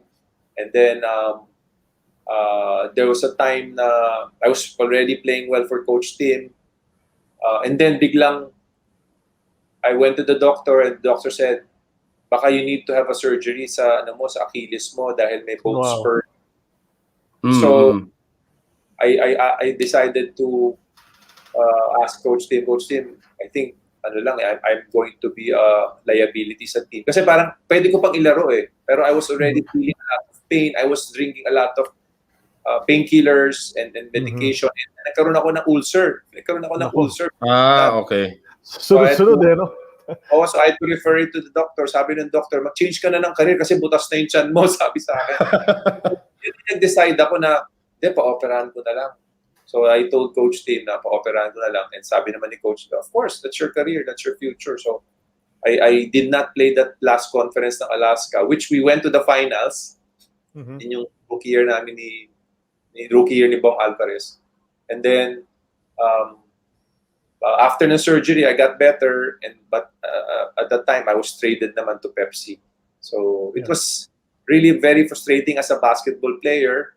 And siguro half of my time playing career ko, I was in the hospital doing rehab. So ganun ka frustrating. And then when I played Shell, my 3rd year sa Shell, na ACL ako. I tore my ACL during a game. And then, sayang din, kasi at that time, ginagamit na ako si Coach Joe yung coach doon. So, ginagamit na ako ni Coach Joe at that time. Parang na-injure yata si Ronnie. So, Ronnie wasn't playing at that time. So, parang ako yung nalagay doon na to be the lead guard at that time. Tapos bigla na-injure ako. So, parang very frustrating kasi I was, kumbaga, nag-start na uli sana to pick up yung career ko as a basketball player. Biglang na-injure uli ako. And ang una ko naisip nung na-injure ko yung tuhod ko, naisip ko kagad, 9 months na naman ako nasa ospital, mag-rehab ako 9 months, parang gano'n. So eventually, I had my surgery done in the States. Nag-rehab ako doon. And that time siguro, divine na rin na I got a call from Chot na can you help me out with Pure Foods sa Alas to be my assistant coach kasi yung dati niyang assistant coach si Chito Nervasa took over Shell, so nawalan siya ng isang assistant coach, and I worked with Chot before sa burger machine so he asked me to help him out, and at that time sabi ko parang may chance pa ako makabalik sa playing, di ba? Sabi niya, ganito na lang, Rick. Sabi niya, gusto mo, may practice ka muna sa team habang tinutulungan mo ako sa coaching. And then kung ready ka na, kung tingin mo, you're ready, lagay kita sa lineup, then you can play for Pure Foods. Sabi ko, magandang arrangement yun, di ba? So, yun nag-start. Doon nag-start yung transition ko. Pero, as a basketball player, if I can summarize my career, talagang injury-plagued career. Yun. So I di nag-take off talaga yung career ko as a basketball player sa PBA. I remember that kasi parang, di ba, just when you're back, mamaya konti, out ka na naman, and then kaya hindi ka nakakapaglaro. Sayang din kasi eventually, when you went to Shell, you were reunited with your UP buddies, di ba? Andun siya, di ba? Andun sila, tapos si Coach Joe, nandun na naman, who is big part of your career, but yun na nga, siguro it just wasn't in the stars for you, no, to have that. But your success naman was translated later on, no, into coaching, di ba? After your PBA, finally you decided na, kailan ka nag-decide pala na, kasi may chance ka pa mag-Pure Foods, kakakwento mo lang eh. When did you finally say na wala na to? I'm coach na lang ang role ko? Yeah, noong una, parang I was preparing myself to get back to playing. So habang nasa Pure Foods ako, I was joining them in some of the practices. Tapos extra work ako outside of the practice. And then after my first year as an assistant coach, I got an offer to coach UP. Right. Yun. So ang mahirap pa nun, nung binigyan yung offer, in the middle of the season. So parang, coach, can you come in and help us out? Kasi, parang UP was having a hard time at the time. So they had to change their coach and put me in. Parang so second half lang ako nag-coach ng UP nun. So ako naman, parang I wanted to help my alma mater. Sige lang, sige. So when I started coaching UP, doon na pumasok yung coaching bug. Parang Anong nauna coach? Yung coaching UP o coaching Mascom? Kasi kalaban din namin kayo sa intrams dati, kayo coach ng Mascom eh. Nauna pa yata yun, di ba? Coaching sa Mascom. Pero alam mo na, parang I was at that time I was just rehabbing, and through Ma'am Tessa Asmines, sabi niya, coach, favor lang, sabi niya baka pwede mong tulungan yung intram. So I did that on the side, no, but I didn't have any plans of really going into serious coaching. Wala talaga, parang ano lang yan. Kasi 3 star player mo nun sa Mascom, naalala ko eh. Ryan Gregorio, si Richard Gomez at saka si John Estrada. Ayun yung mga players nyo nun. Yun yung average margin of victory ng Mascom. Ang lakas ng Mascom nun, average margin of victory nila 30 points a game. Yeah. Ang lakas nun. Lalo na yung Goma, pag pinostehan ka ng Goma, at least yung John Estrada, nasasapa ko pa yung hita eh. Pero yung Ryan Gregorio, bilis eh. Paano mo pipigilan yun, di ba? Sumingit ulit ako. I'm busy publishing a story lang eh. Kasi Mascom nga pinag-uusapan dito. Oo, di ba? Di ba? Doon nga doon sa coaching eh. Kaya naalala ko yun in 1992. Nag-champion ko yun. You had Richard Gomez. Pero, and then, pero the year before, parang, you coach for Mascom for 2 years, di ba, Coach E? Yes. 91 and 92. 1990, it was Coach Ronnie who had an led altercation. Mascom to the Who had an medyo, altercation. kaya hindi na siya nakapag-coach uli kasi may nangyari sa Kami kalaban kalaban CSSP. nun. Kami kalaban Yes, nun. CSSP kalaban noon. CSSP I ba yun? Oo remember. nga pala. Then the following year, Coach E took over. Then 92 nag-champion ka. Naalala ko kasi AIT ang kalaban niya noon eh. May mga kaibigan ako sa AIT and they were just so naiinis talaga sa Mascom kasi kala nila it was their year, no? Pero wala eh. Doon pa lang, maaga pa na nag-start. Yeah. Lakas ni Goma. Tapos yung Ryan Gregorio talaga unstoppable talaga. Noong time na sobrang bilis talaga.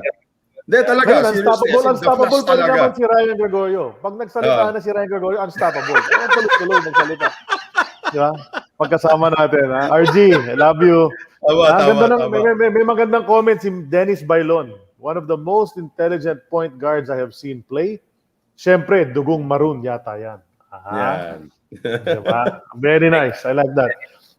So, sige, Noel, sige, tuloy mo na. I was just wondering, nung nasa Mascom kayo, kasi nakikita ko yung asta ng isang coach, nakatindig talagang gano'n, nagkumokrokis na talaga ng mga play. So, wala pa talaga, hindi pa pumapasok sa isipan nyo na, uy, pwede ko itong gawin na itong coaching na ito.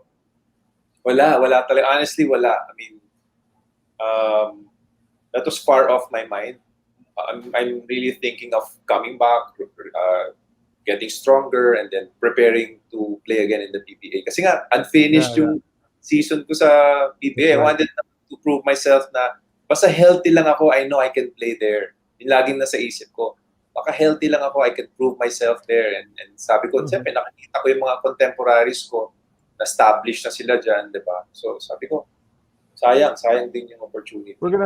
Coach, we're gonna start showing you some photos that we have that we prepared for this. Pero before we went, now we can show the first one already. But I was gonna ask lang, yung sa PBA, you had the injury-riddled career, as you said. Is there one particular game that stands out for you as your best game or your most memorable game in the PBA? There was one. I was playing for Shell, and si Ronnie was injured, so I was given a chance to play a lot of minutes. And I remember that kasi I was playing along Bobby Parks, not the son and the father. Not Bobby Ray. So at that time, sobrang galing ni Bobby, di ba? So he was always double teamed. So I knew where to position myself, and I remember that game. I had a couple of 3-point shots, and we won the game. And I think by far that was my best game. Sabi ko, ito na yun. I think that this could be a start. No, I was able to kuha ko na yung rhythm ko, confidence ko, and it's so nice to play with Bobby Parks kasi ang dali ng tao mo. All you need to just spot up. Di ba dati may illegal defense pa, di ba? So when they double team him, he will look for you talaga. Sabihin nila, just shoot it. Yeah. So sa Shell ka pa, Shell pa yung pinaka-memorable mo no? Sige, Sid. Hindi, bago lang tayo mag-start sa photos, balik lang tayo sa Mascom. I just have to say this kasi actually nag-try out ako doon, coach, pero hindi mo ako kinuha. Sorry. Baka hindi mo lang maalala, pero nag-try out ako noon. Sobrang lakas ang team na yun. Talaga. So nandun ka sa celebrity. Ano yun? I remember the tryout I attended was sa Ateneo Covered Courts. Sa Ateneo. Hindi mo pinakita nung one-hander mo, yung one-hander running shot mo, Sid. I had a bad game nun. First photo. Let's go back to the first photo na. Yan, itong photo na to, people have said, I think Coach Ato has been quoted as saying this was his strongest high school team. Which is very understandable, di ba? I think kasi malakas talaga tong team na to, di ba? Ito yun, di ba? This is the team. Yeah, that's Dindo seated sa harap. Yeah. And then ang dami yatang nag-PBA dyan. Yeah. Maki, di ba? Maki De Hoya. Yeah. I'm reading that goes to show you how big Benji Paras really is. Because Maki De Hoya, tingin ko sa kanya, tangkad-tangkad na niya if you see him playing in San Beda. Tingnan mo gano'ng kaliit siya kumpara kay Big Boy, Dunking Benji. Donato. And he was only, 13 here? 14, di ba? Si Benji? Kapapa ni Benji siya. So, tatangkad pa siguro siya.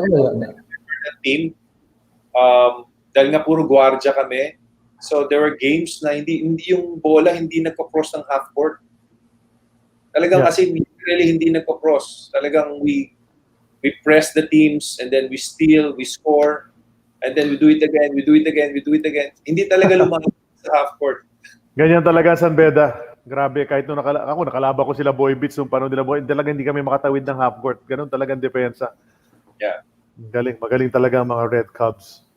So who else? The lineup is there. No? You can see Esplana. Yeah. And then Says Herrera. Ferdinand Pumaran, yeah. Ganun pa rin itsura ni Coach Ato hanggang ngayon eh. Di ba? Hindi na nagbago eh.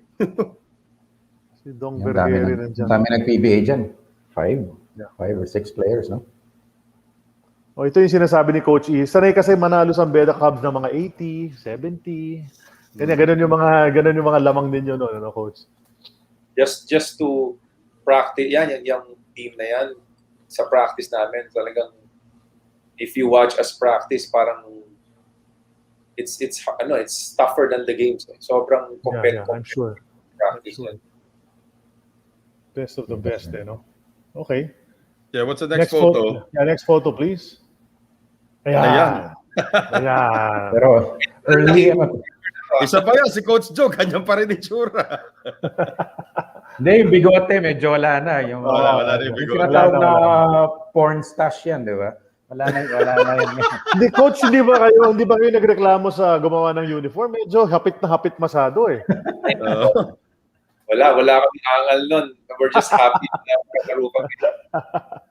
Pero this wasn't the championship team pa, no? This was one of the earlier teams kasi nandyan pa si Wala Raymond pa Celis, wala pa si Paras. And yeah, Ricky Dandan, Raymond Celis were still there. Si Ronnie dito. Ray Madrid, di ba? Yeah, Raymond Madrid sa back. And then I think that's Manny Garcia. Romil Cruz, katabi ni Coach E. Ramil Cruz, yeah. Si Moncelis, si Giorgio Villanueva, the late Giorgio Villanueva's behind me. Manny Garcia ba yan? Yeah, Manny Garcia. Joey Mendoza was far left sa likod. Si Ray Madrid nasa third. Oh, yeah. Si Ray Madrid nasa Coach, likod. sino yung in between Joey and Manny Garcia? Joey and I forgot his name. Taga UP Village yan eh. I just forgot his name. Okay. And then in the front, si Jojo Villa yan, Coach Jojo Villa, no? Yeah. The late Bobby Noriega was behind. Oh, tatlo na pala silang nawala. Pati si the late Ramil Cruz. Yeah. Ramil. Si Chris Somera daw, according to Rod Vincent Yabes. Yeah, so the one behind Coach Joe. Yeah. Yeah, Chris Somera.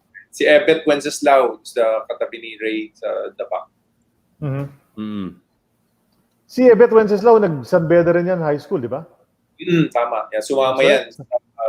He joined us. He followed us after he graduated sa San Beda. Grabe nga eh. Well, this is not yet the championship team, pero about to be. Hinahanap ko si Linoong eh. Ba't wala si Linoong dyan? Wala pa. Sino naabutan ni Coach E? Si Lino. Oh, after si Lino eh. Yung pinakamakulit na player eh. Si Linoong became my assistant coach when I coached UP. Okay. Yan ang laman ng UP eh. Ano yan eh? Legend na yun eh. Okay, what's the next photo, boy? That's a bunch of young kids there. Ito ESQ, nag-champion kayo, Coach. Yeah. Ito yun. 85. It's a bit small, so I can't see. If you remember gym, sa Dumlao gym yan. Oh, sa Dumlao. Ayun ang pinakamagaling. Si Dumlao ang pinakamagaling, di ba? 100 points sa game yun. Babasahin mo yung mga nakapaskil doon sa wall, di ba? Ganun patira niyan. Ha? Yeah. Sobrang pilit ang team na to. Just very historical tong team na to. Pero isipin nyo lang, Coach, kasi 85 ito, no, and Dickie Bachman is on that team. Alam ko, nag-college si Dickie Bachman 86 kasi kasabay ni Benji yan eh. So, high school players pwede na maglaro noon sa PABL. Exceptional si Dickie at the time. Tama ka. Exceptional siya eh. Siya lang yata yung time na to, high school pa lang siya eh. Eventually, si Danny Ildefonso naglaro rin sa PBL. Sa high school player. Yeah, pero it's, di ba? That's how highly regarded Dickie Bachman was, no? Di ba? Kasi laki yung sa big guy. San Agustin siya niyan, di ba? High school. Paano siya na-discover ni Coach Joe? True his dad yata eh. True his dad. Pero alam mo naman si Coach, may eye yan eh. May eye talaga sa mga magagaling na players siya. So, he saw the potential in Dicky time na to. Interesting, interesting trivia, di ba? I wish I could see the lineup. Hindi ko mabasa, masyado maliit. Yung print. Glenn, Jojo Villapando, Ronnie, ako, Adonis Chera, Epoy Halmasco. Yan yung first row. Tapos, second row, katabi ni Coach Joe. Natatandaan na. Very sharp para ng memory ni Coach. Ricky Ricky Cui.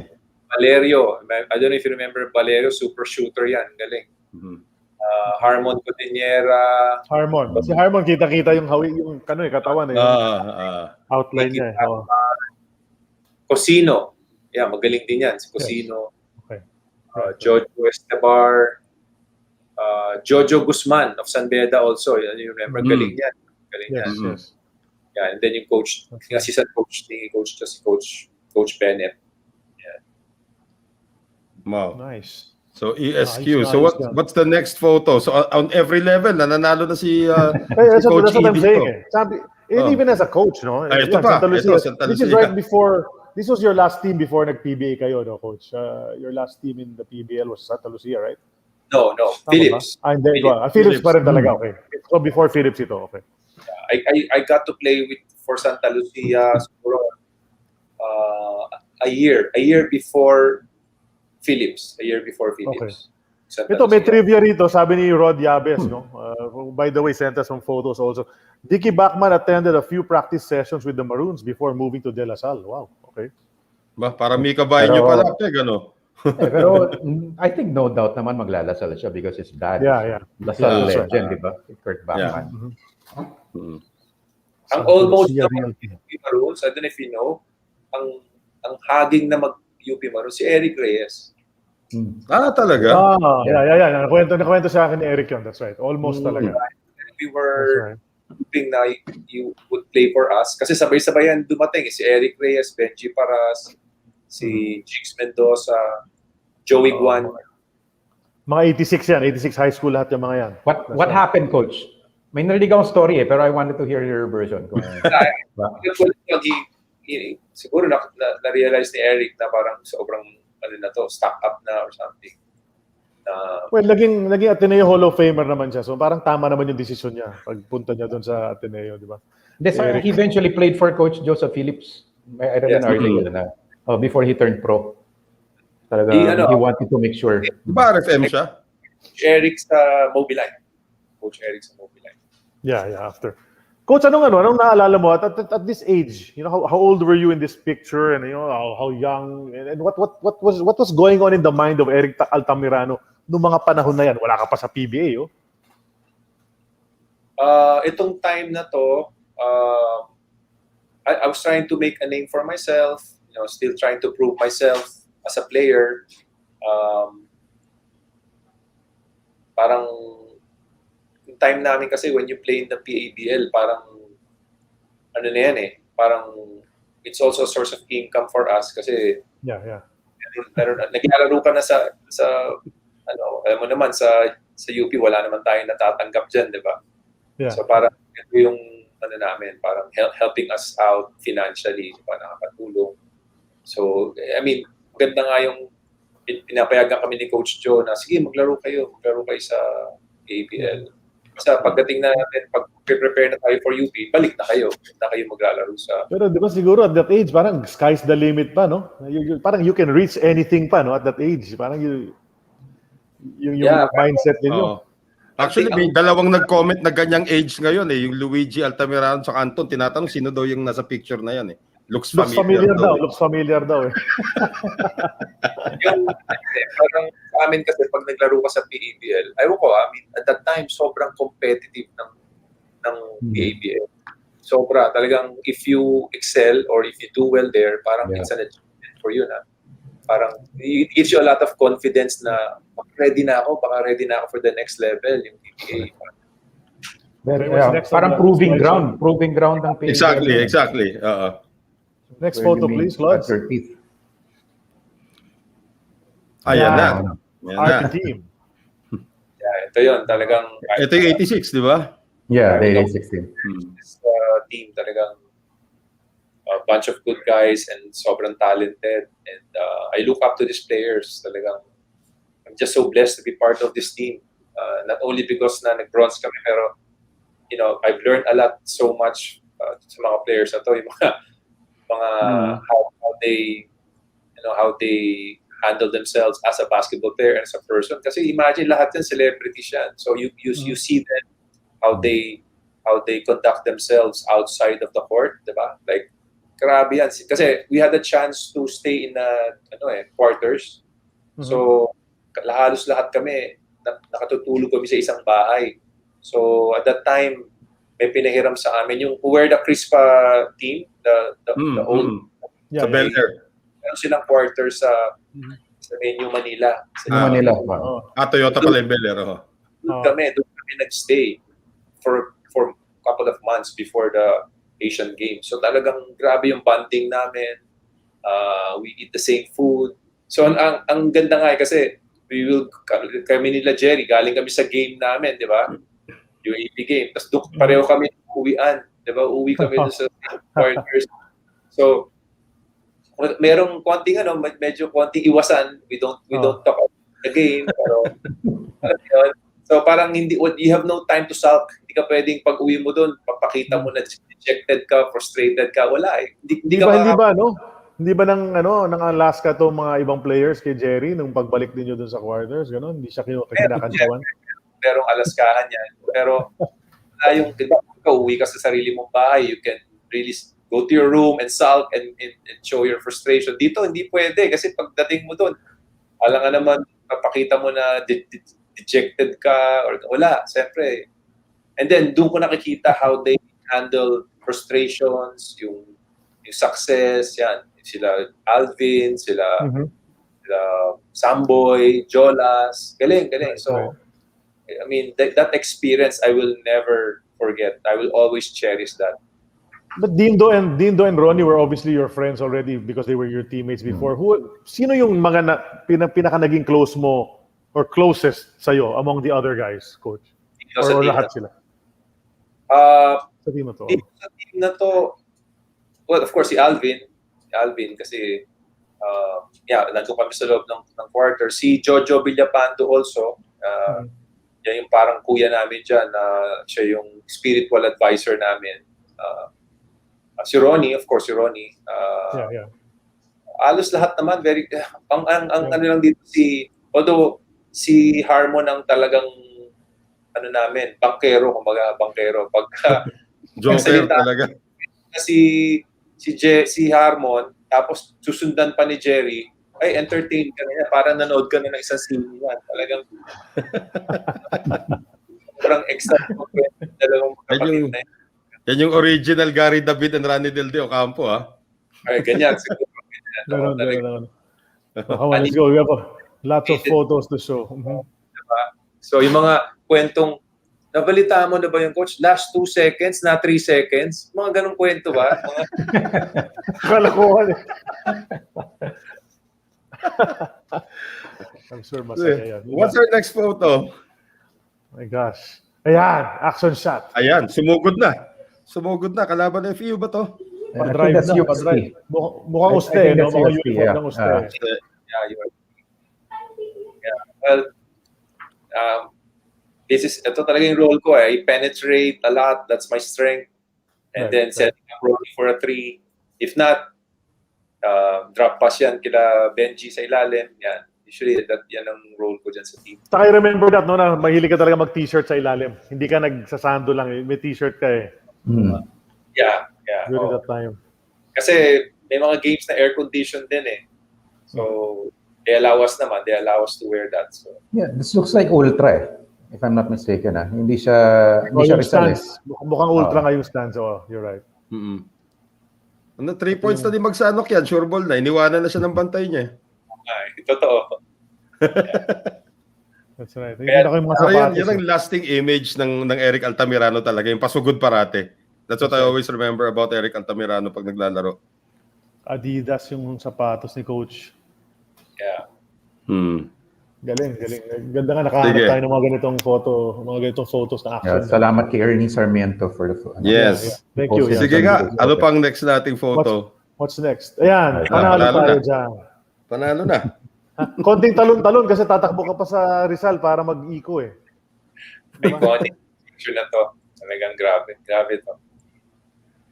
Yung you feel the 48 years.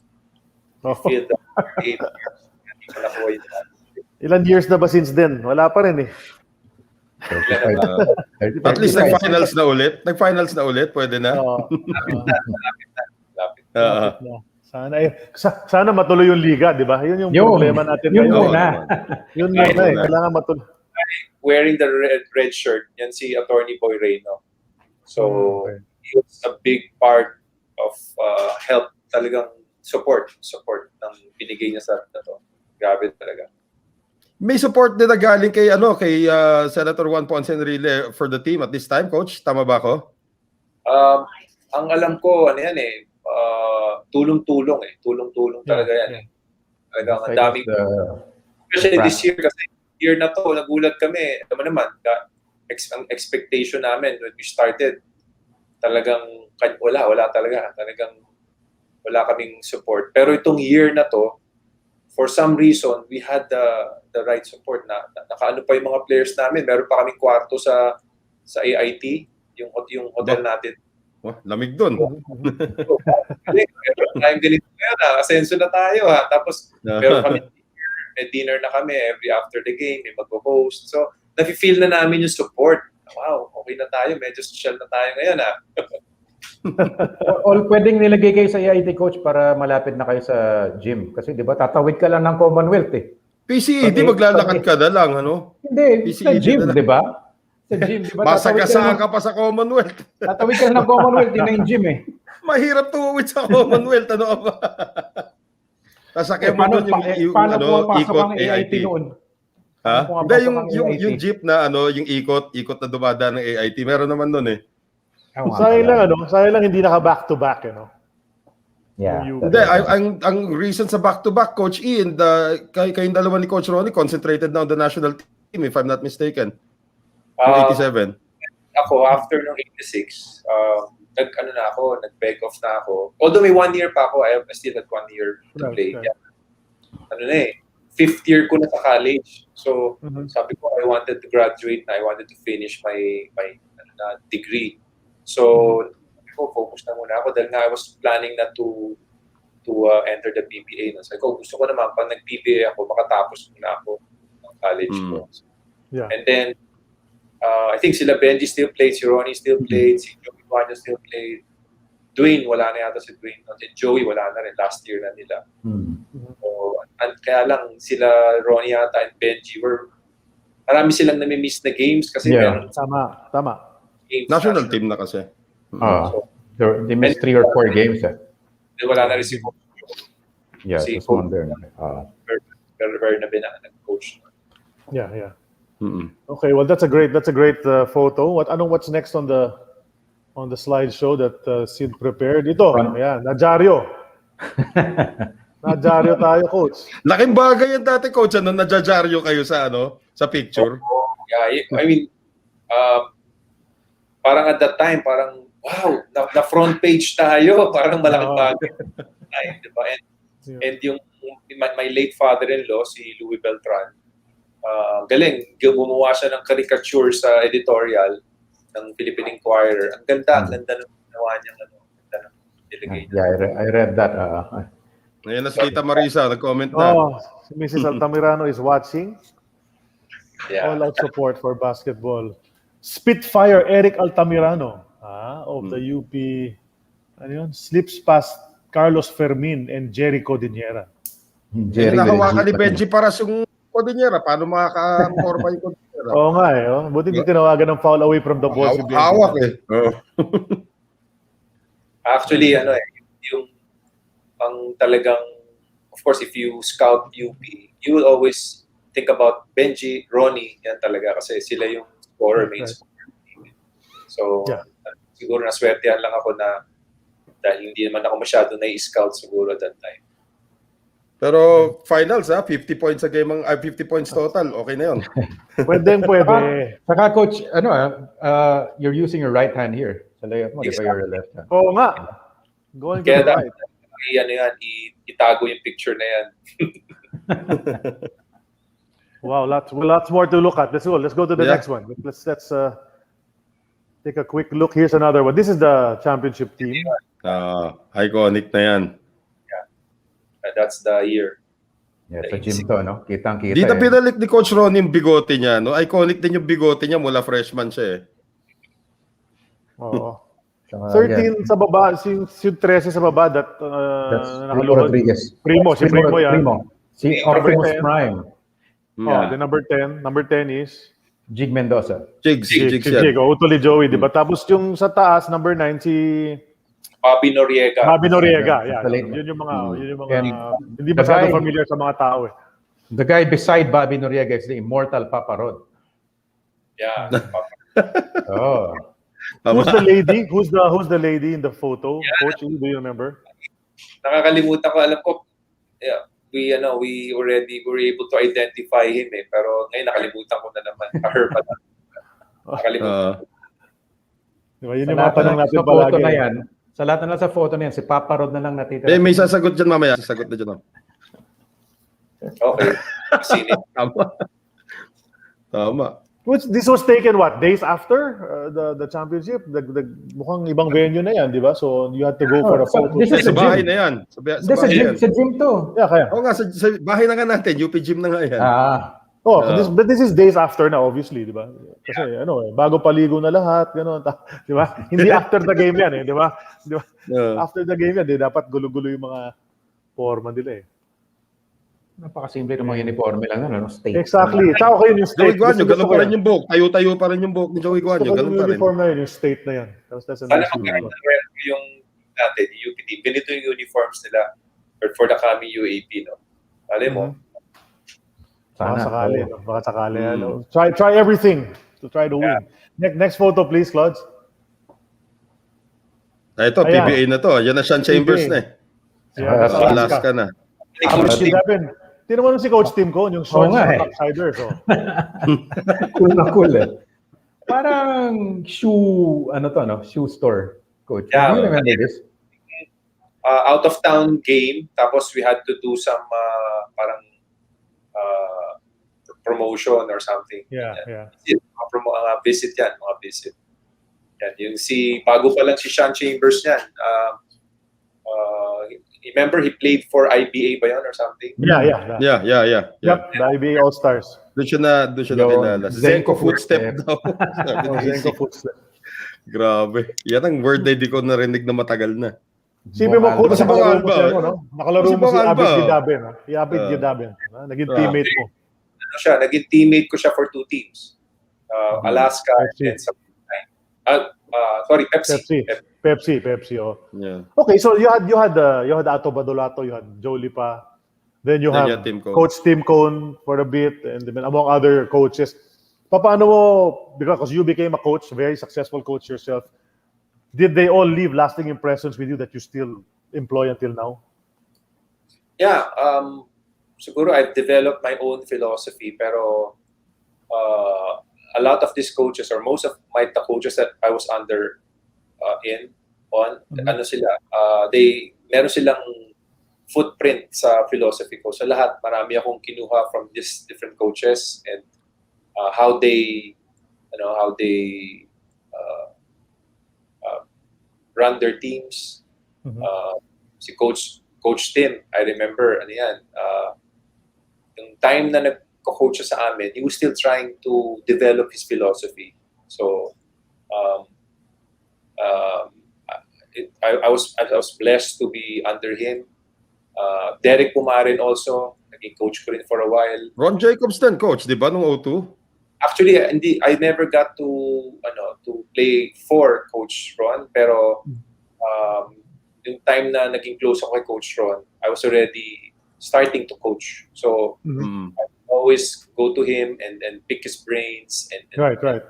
Si Pero nung Coach, O2, di ba, magkasama kayo na matagal before he had his stroke, di ba? So what was it like, at least in the short stint with Ron Jacobs forming the national team?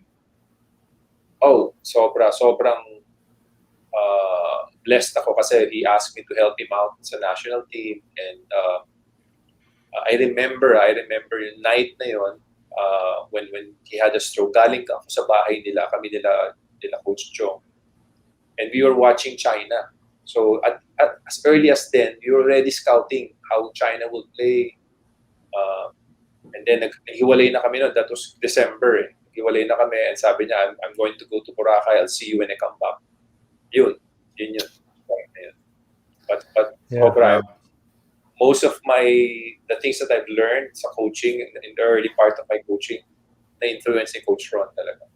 Right. So you're another one of those. Ang dami ninyong naging coach na ngayon coach pa rin. Na Ron Jacobs influenced also. Yeah. Grabe. Sige, what's our next photo?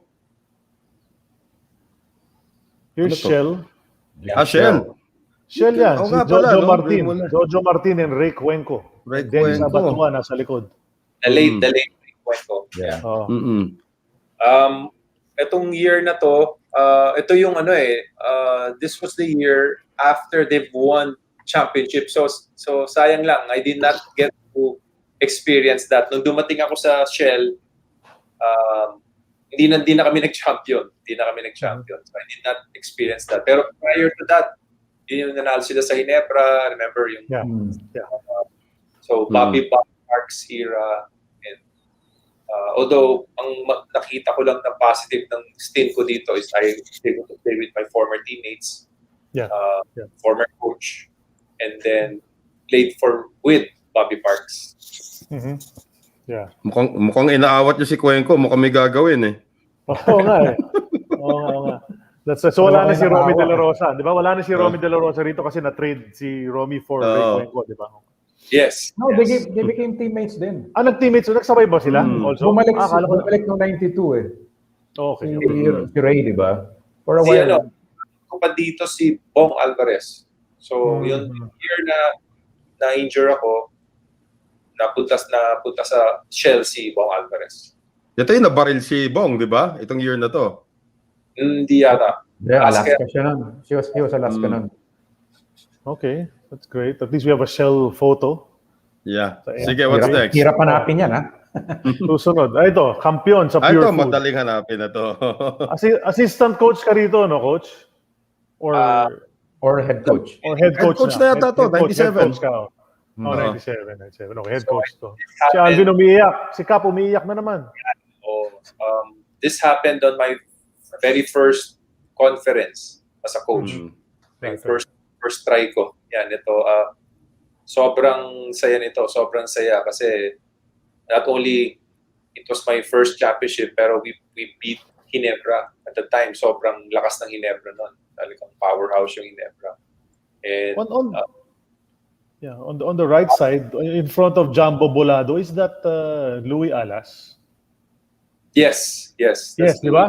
Nakikita ko yung mata eh. Yung mata ni Louis, Coach Louis, nakikita ko eh. So, ang assistant coaches ko noon was Frankie Lim, Ryan Gregorio, and then Louis Alas. Ayan. Noong mga times sa tatlo lang ang assistant coach. Great head coaches. Di ba? Ayun, yung nakasunod sa likod, wala mo sino yun. Yung bata na yan. Sino yung make-up na red? Sino yan? Wala nyo. Doon sa taas ni Jumbo Bolado. Kiefer? Sino yan? Wala nyo. Sino? Kiefer? Is that Kiefer? That's Kiefer. Kiefer ba yan? Wow. Si Bong Ravena yung nasa tabi ni Jumbo eh. Oo nga, no? That's right. Oo nga, no? Okay. Ito lang Si tanong Kiefer. ko. Sa likod ni Ray Evangelista, si Ramon Christopher ba yan? Oo. Mukhang si Monching yan. yan. Spot mo pa yun, Sid? Oo, mukhang si Monching. Pinag-iisipan ko yan kahapon when I saw this photo. It really looks like him, ha? It really looks like him. Baka nga. Might be. Baka fan ng Pure Food. Daming fans ng Pure Food sa mga panahon na yan, eh. Diba? Hindi ako sure, eh. Spot mo pa yun? Tapos yung katabi ni Dindo Pumares, si Taong Bato. The Si late... Edmond Reyes yan, di ba? Ay, hindi. Si Edmond Reyes pala yan. Edmond Reyes yan, di ba? Katabi ni Yes, Dindo Pumares. you're right. Si Elmer Lago ba itong nasa katabi ni Cap? Correct. Elmer Lago. Yeah, that's right. Sa likod ni Pero coach, malakas din yung team mo noon, ano? I mean, malakas ang Ginebra, pero 'di ba? Mabigat kasi all Filipino to eh. All Filipino to. Kaya yun ang conference ni Alvin. Oo. Yeah. Ito yung nagpa-MVP kay Alvin. Yung time na to kasi, there was a lot of changes. Ito yung controversial. Remember, we traded Olsen Rosella, diba? To San Miguel. Diba? But, so, parang when I came in, ang thinking ko nito is, meron na akong core. I have a core. Meron ka ng Alvin, Jerry, Ray, Bong, Dindo. Although si Dindo at that time, hindi pa siya established masyado for this team. Kasi nga, during the time of Chot, ang daming guards nun eh. Yeah, may Olsen ka, may Noy Chotico pa nun at that time.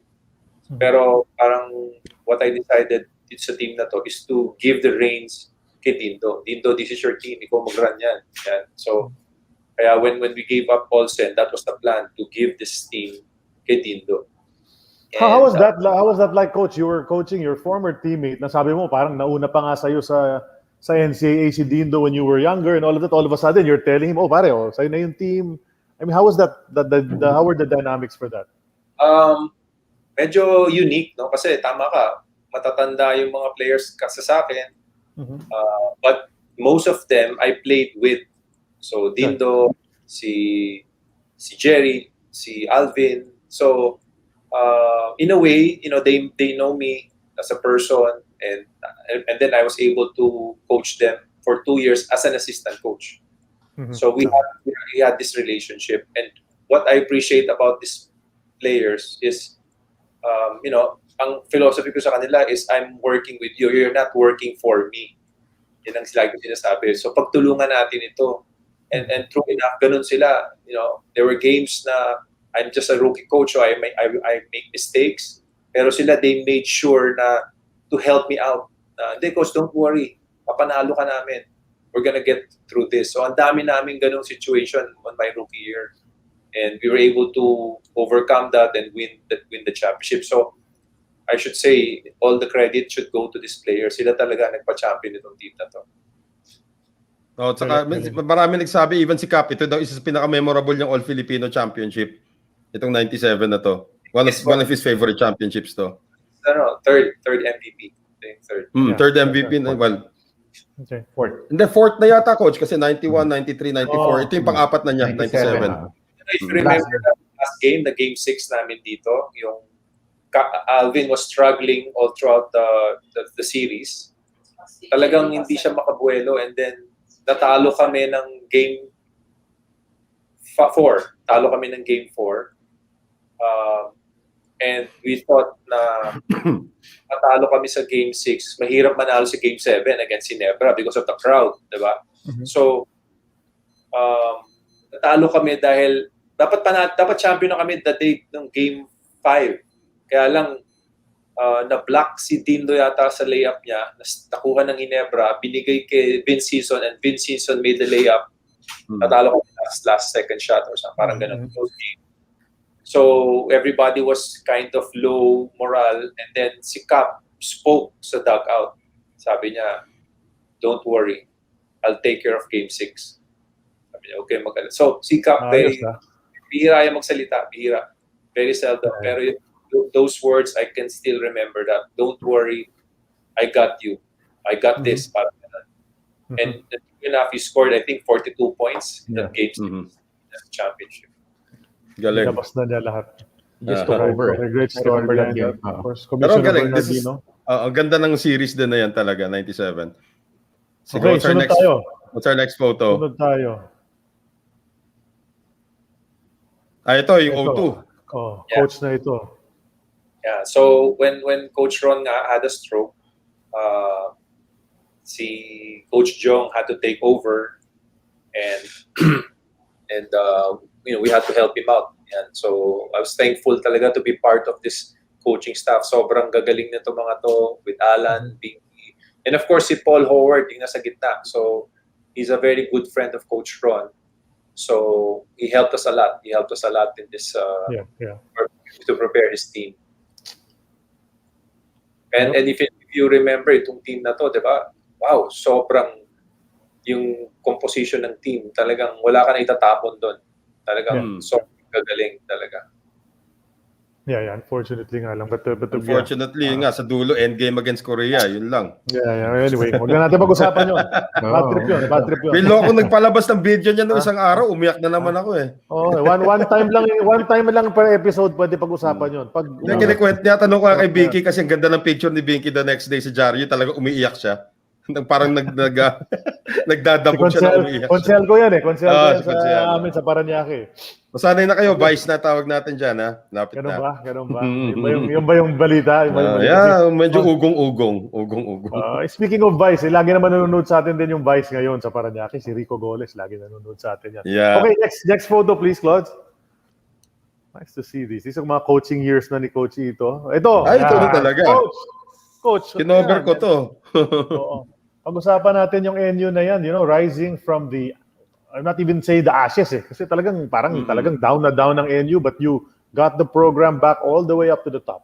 Sabi nga ni Tita Marisa, after 60 years. Yeah, isipin mo lang, Coach, parang you were part of two historic UAP champion teams, ano? UP as a player, first championship, 46, 47, 48 years.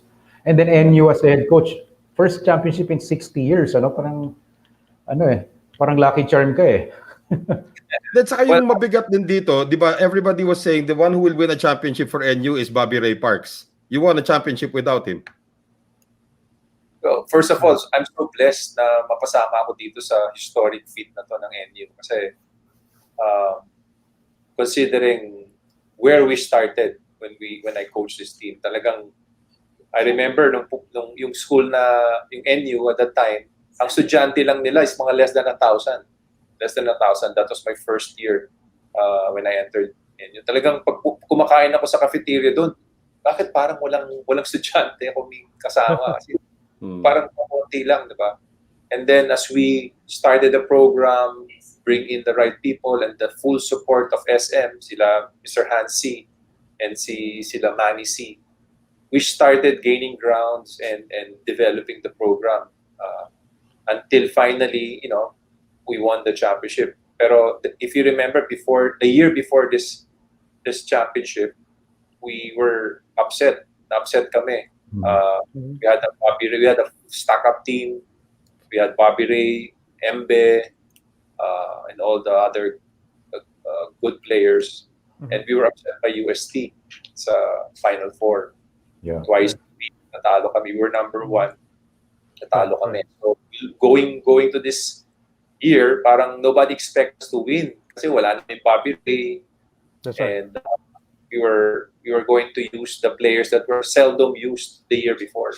So if you look at it now, like si Troy Rosario, parang wow, di ba? Galing na si Troy ngayon. Pero yung time na to, nagpipick up pa lang si Troy. So, when he started playing for us, he suffered a back injury. So, ang tagal bago nakapick up si Troy. But it's a good thing na itong year na to, lumabas yung laro niya talaga. Nag-blossom siya. And he became one of the key players na nagpa-champion sa team. And of course, si Glenn has been Glenn Cubuntin, talagang when I started coaching NU, talagang headache ko yan. Headache ko talaga yan si Glenn. Pero I'm so proud of him kasi nag-mature siya, he became our leader.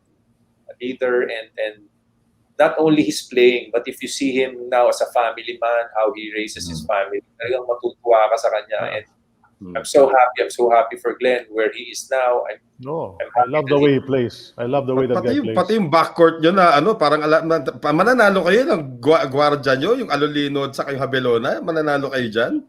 Maraming nag-doubt talaga pati sa backcourt mo nun. Yeah. That's right. Si Jello kasi, I've handled him since the national team when he was with me sa under 16 and under 18. So I know what he can do. And I believe in him. Of course, may mga nagke-question ng capability niya. Pero all along, I knew that he will carry us through. Grabe ang confidence ni Jello and marami siyang pinanalong game sa amin. Magugulat ka, he takes a lot of gutsy talaga, gutsy shots. In fact, dito sa championship against Ateneo, if you remember, siya yung key doon. He made the shot, a crucial shot to give us the lead, and then a ground out. Remember that? The ground out. Yes. 50 minutes. So yun, he took that shot. And then there was a long timeout, and they tried to give the ball to Kiefer, and then Alfred Aroga was able to block that shot. Yeah. I think that Yan yung naalala ko yun. Oo. Coach, I remember this season, you had 5 do or die games, knockout games.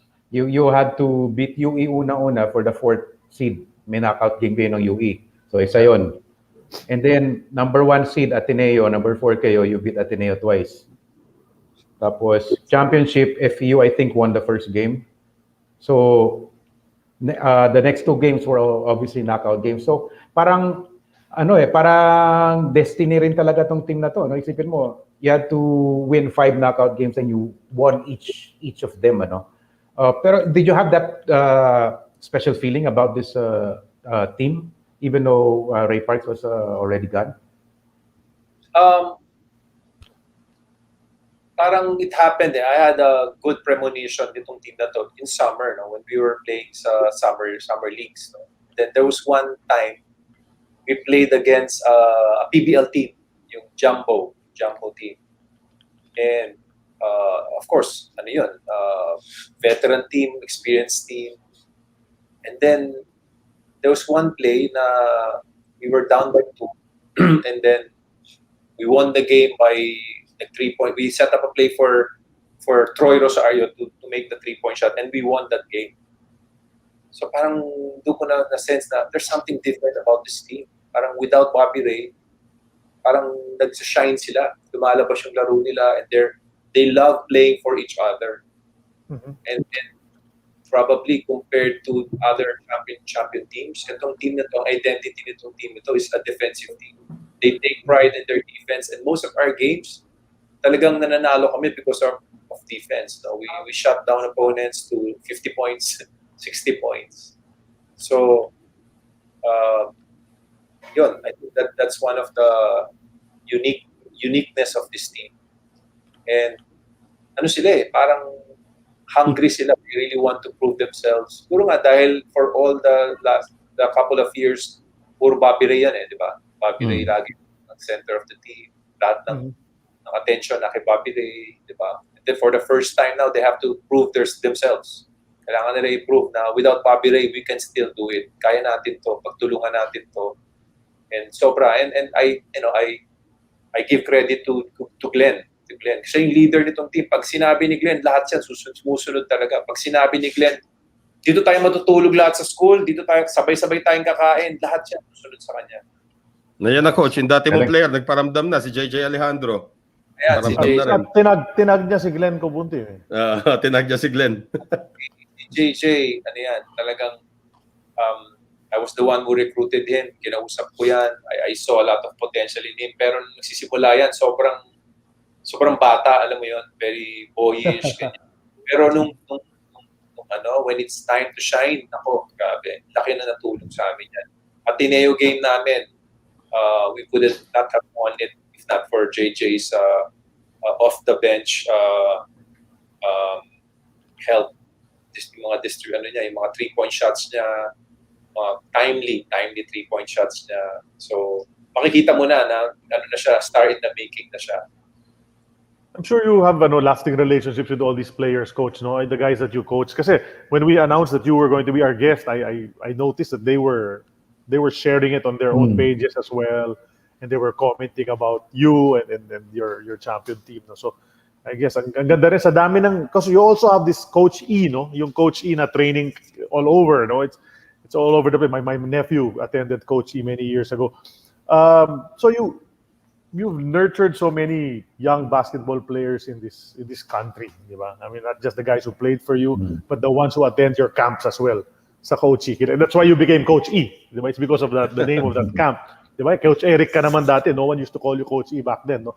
But paano naman yun? Are you still on top of that whole situation about the The whole Coach E. Is it still going now? Are you doing online Coach E now? How's it being run now? Well, right now because of the pandemic, nag-pause muna kami, no? But we're about to start now. We're about to start. I did not really focus on the online kasi feeling ko parang yung mga bata parang short change sila, di ba? I'd rather have interaction with them and see them face to face, di ba? So nag-create ako ng program na safe siya sa mga bata. At the same time, we can still do yung personalized training na ginagawa ng coach. So hopefully soon, no? Medyo mag-lighten lang yung restriction. But again, going back to my players, talagang I still keep in touch with them. You know, I follow them, yung career nila, and sometimes I text them pag may nakikita akong hindi maganda na attitude nila, merong nag-stalk sa game, nalabas, nagtatampo, and I'll have to kind of with them, hey, you know, this is a job already, wala nang pusong mamon dyan, you know. Ayan, coach, isang dati yung player, nagparamdam na naman, si Dylan Nababo naman. So, mabait na mga, I'm just blessed to have these kinds of players talagang. Again, sa akin, hindi naman sa nag-ano ko, pero, di ba, ang secret talaga ng championship, players talaga yan. It's players that win games. Di ba? So, I'm just blessed to have these players na coach. So players win games and coaches lose them. Yeah, ganun ang sinasabi nila eh. Kaya, hirap maging coach, di ba? Hirap maging coach. Pero itong picture na to, ganda, no? Full circle na talaga pinagdaanan yung dalawa ni Coach Joe. This is my personal photo. I took this nung parang inauguration ng court sa tabi ng gym, 2014, 2015 yata. I snapped this photo noon. Yeah, si Coach Joe invited me here dahil inaugurate yung there's a new court CHK, di ba? Yes, sabi na CHK. Malapit sa Commonwealth. Invite ako ni Coach Joe dito. But I still keep in touch with Coach Joe, you know, and you know, medyo ano na siya ngayon, medyo naoperahan na siya, palit na siya ng tuhod, but you know, I would always I owe a lot to Coach Joe, and I have so much respect for him and admiration for him. He's like my father, you know. When I was a budding player, siya yung tumulong sa akin, so I will never forget that. Nice. Yan na si Santi, Coach. Kinakamusta ka rin? Okay, we have one more photo, right? After this? This is our last photo on the slide. Yan. Ito yun. Parang Assistant Coach Alaska. Yeah, parang ito naman full circle din. Kasi naglaro kayo sa Alaska, bigla assistant coach kayo ng dulo. Ito naman, you know naman, my relationship with Coach Alex, you know, we've come a long way. He's really a good friend of mine. And I don't know if you know, di ba, trivia, ako nagdala kay Alex dito sa Philippines. Yeah, sige. Paano nangyari yung coach? Yan ang mga magandang kwento eh. At the time kasi, kilala ko yung owner ng, there's an MBA, di ba? May MBA league. And then the owner of Metro Stars, the owners of Metro Stars asked me to help them out, find players, look for players. Tama-tama yung isang agent sa States na helped me get imports when I was coaching Pure Foods, Mobiline. Mentioned to me a certain player that was born in the Philippines, but an American. Diba? So, tinanong ko muna yung MBA, is it okay to get a player na born here pero hindi siya Filipino? And at that time, they were very open to different things, diba? So, sure. So, I sinundo ko yan. Sinundo ko si Alex, and then sabay kami pumunta dito. And then, he played for Metro Stars, became a really great player for Metro Stars, NBA, won championships, won MVP. And then we worked together sa mga grassroots program namin. We had the Nike Elite Camp. And then when we started the NBTC 13 years ago, siya yan. He was part of that. And then it grew to 120 cities ngayon. So, and then became an assistant coach. Remember, naging assistant coach pa yan sa Rain or Shine. And then he became an assistant coach sa Alaska, and then became a coach. So in this process, there was a time na yung mga assistant coach niya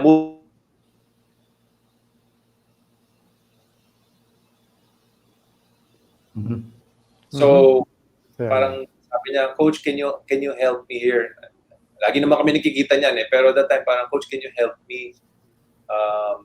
I know it might be a demotion for you na maging assistant, diba? Pero sabi ko, siyempre ako naman, kaibigan ko si Alex, hindi ako makatanggi, di ba? Sure, sabi ko, I'll help you in any way. Kasi at that time, yun yung time na, remember what happened with San Miguel series na... Yes. 3-0, nahabol. The miracle. Parang I wanted to help him. More than anything, I wanted to help him. So that was the reason kaya ako napunta sa Alaska. That was the only intention, to help Alex in any way I can. In any way I can. So, set aside mo na yung ego na assistant coach ka, hindi ka head coach sa PBA. Sa akin, I did not even think of that. So, when he asked for my help, readily, I offered my services to him. Yeah. Great guy. Coach, what's your involvement in basketball present time? Kasi alam naman natin you're still involved in the 3x3 programs, yung mga ganun. So, tell us about your involvement sa basketball ngayon. Well, right now I'm still doing my grassroots program, which is really my passion, no? Yung Coach E and then the NBTC. NBTC has grown really big in terms of scope, no? So we've reached 120 cities now in the Philippines. And we're helping about 20,000 kids, high school kids. So marami tayong natutulungan dito na ngayon nakikita mo na sa PBA. So si Alex nga was telling me, pag nasa games kami, Coach, tingnan mo, yung 5 o 6 na players na nasa floor ngayon galing sa NBTC. So parang super nakakataba na. Wow. Right. And actually, just to share, yung unang interview ni Ray ng Batak was done when he was the MVP of the NBTC. Ako gumawa nun. His first ever televised interview. Nasaan ba tayo nung coach? Sa Inaris Pasig tayo nun Yung first ever interview ni Ray ng Batak. You cannot count with your fingers kung ang dami ng nasa PBA ngayon na Jose Ramer, di ba? Sila Kevin, Scotty Thompson, Troy, ang dami ng nanggaling sa NBTC. And right now we're launching our global NBTC. So magkakaroon na ng global. Kasi I'm sure you've heard of Jalen Green, di ba? Yeah, Jalen Green, pumunta na rito. He played Kamakahepa. In the NBTC. So nagkaroon siya ng following and sa ibang pang bansa, no? So now we're coming up with the global NBTC soon. So it's going to be really big. Maraming countries na mag-open ng NBTC sa different countries, no? About probably six international countries. So yeah, that was also instrumental in bringing in a lot of players also from abroad to play as college players naman dito sa Pilipinas. Yeah, dami nang na-recruit, dami na nabigyan ng mga opportunities ng mga players abroad, no? Ateneo, I know for nakakuha sila ng mga players from NBTC, San Beda, also UP also. So marami naman. Ayun naman ang goal natin, na matulungan natin itong mga batang ito para mabigyan ng opportunity sa college, makapag-aral din at the same time. Daming scouts doon pag may NBTC, makita mo, isang hilera sila, magkakatabi sila watching these prospects Tapos mamaya, after the games, unahan nang lumapit sa mga players. Yeah, go ahead, Charlie. Yeah, Coach, you mentioned the close ka sa mga former players mo, and then especially the NU guys, you still talk to them and all. How about the UP, the guys? Are you guys still, do you still get together? Do you still hook up? Kayo nila Ronnie, nila Benji? How are the relationships nowadays? Or is it, medyo you're all doing so many different things kasi there's no time to get together? How is that? Nagkikita kami pero hindi siya yung as a group, no? Yung by batch lang, ganyan. Pero wala pa kami, we haven't had really a major reunion. For some reason, hindi magtugma-tugma yung mga schedules. Hindi kami makapag-set isang reunion. Unfortunately nga, may mga ibang nag-pass away na. So, hindi na namin nagawa yun. But hopefully in the future, magawa namin yun. 35th anniversary ngayon.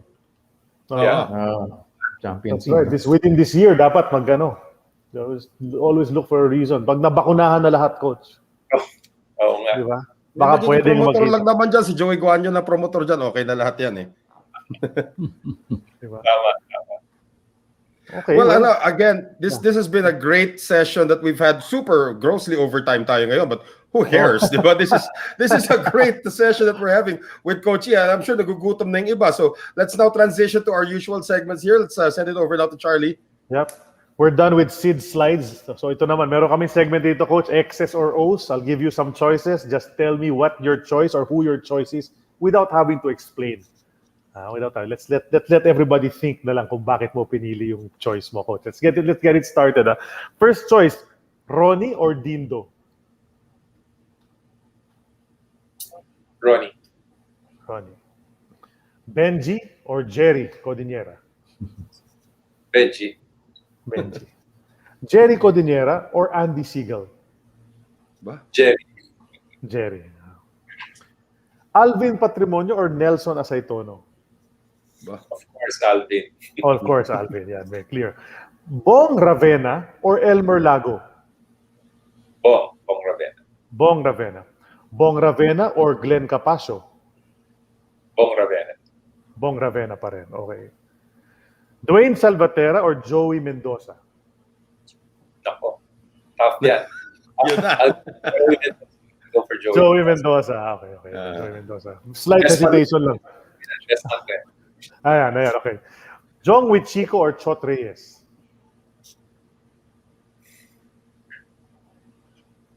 Chot Reyes. Okay.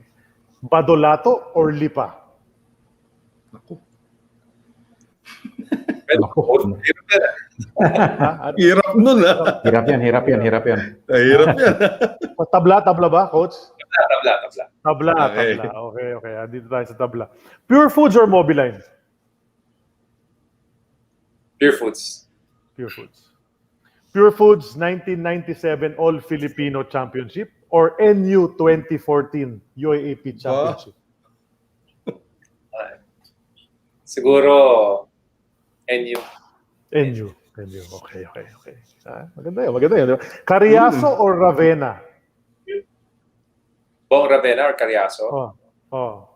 Ravena. Ravenna pa rin. Yeah. Laki ng binayad sa akin ni Ravena, nakatatlo na Oo sa nga eh. Tapos nabanggit pa si Kiefer kanina. Talagang nasa news si Kiefer ngayon. Pero ibang usapan yan. Kaya huwag natin pag-usapan yan. Silas Mills or Larry Robinson? Ba? Silas Mills. Okay. Ito, Benji Paras or Asi Taulava? Benji pa rin. Ronnie Grandison or Derek Brown?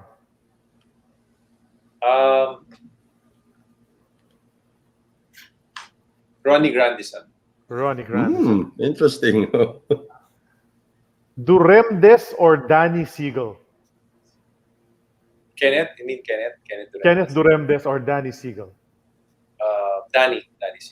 Danny Siegel. Ito, sinagot mo na kanina, Chris pa Toyota. Sabi mo Toyota ka na eh. So, sure na yun, Toyota. Coaching or playing? Coaching. Okay. 3x3 or 5-on-5? Ganda question yan. Oo nga, ano? Medyo na-in-love na ako sa 3x3. So, right now, 3x3 ngayon? Pwede bang both? Pwede naman, Coach. Stop Pwede na. naman. Basketball is life, di ba? Either way, no matter how you play it. Tapos may last tayo, Coach. Yun na yung list ko. Pero yung the Noel Zarate question that you have to answer. Pwedeng tabla to, Coach. Vilma or Nora?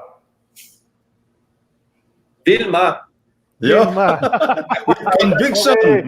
Another Vilma. Okay, lumalamang yung lamang ni Vilma, guys. Lumalamang na. Yung lumalamang na yung lamang ni Vilma. Vilma.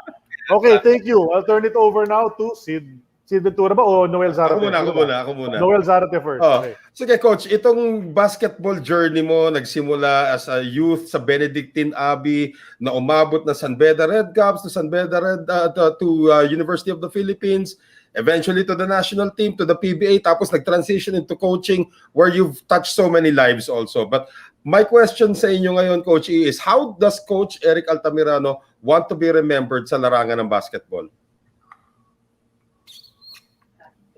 Siguro, sa tagal ko na rin sa basketball, I want to be remembered as somebody that has made a difference in other people's lives, whether through my playing or through my coaching. And sana, I will be able to leave a lasting legacy sa youth, no? Lalo na I'm so focused on the youth. So I mean, maybe I might not win any more championships, pero just being able to see the next generation be successful in their endeavors, whether that's basketball or somewhere else, I think I'll be an accomplished person. Nice. Salamat, Coach. And you continue to touch lives as we speak, actually. Sid Ventura, for you. Ako naman, Coach. Can you name us your 5 favorite teammates of all time? Not the best, just favorite mo lang na teammate. Well, siyempre, dalawa dyan, Ronnie and Benji, di ba? Then lagay mo na si Alvin, and then si Jerry. Yun, 5 na kami. Hindi, may isa pa. 5 na... Isa pa. Ikaw yung 6 man. Oh, ikaw yung 6th man, Coach. Well, siguro mahirap yung 5, baka magalit yung iba eh. Pero, sa akin, on top of mind, if I can name 3 pa, 3. Siguro Sige. Joey, Dwayne Salvatierra, Joey Guanyo, Joey Mendoza, and Dwayne Salvatierra. Yan, Okay. UP boys. Okay. So tatlong apat na national team at saka 3 UP boys. Well, national team din si Benji at saka si Ronnie anyway. Well, you know what, guys? Ito na, magto 12:30 na tayo. One of the longest sessions we've ever had dito. Salamat, Pero Coach, parang bitin pa rin eh. Parang bitin pa rin. Parang ang dami pa natin pwede pag-usapan with Coach E. Ganun naman talaga. Pagkasama mo, itong si Coach Eric Altamirano has touched so many lives and continues to do so Papatiin mo dito. na. Oo. So ngayon, Coach, I'm sure marami kang gustong batiin sa iyong naging basketball journey. Nice mong pasalamatan. Now is your chance, Coach. Yeah, well, of course, maraming salamat sa inyo for inviting me dito sa show ninyo. Our pleasure. Mm-hmm. It's an honor to be guested dito sa napakaganda niyo show.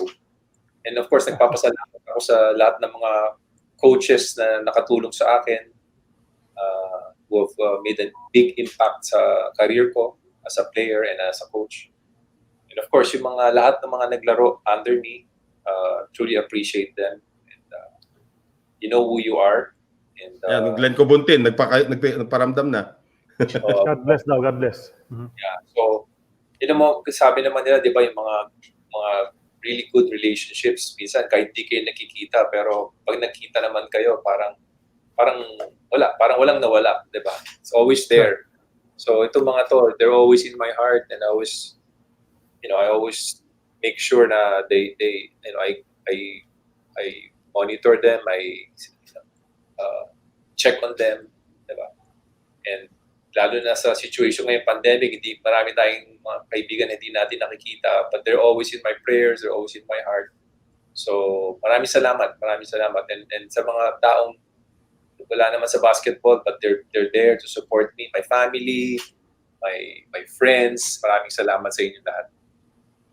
Well, salamat din, Coach E, for sharing your journey with us dito sa An Eternity of Basketball.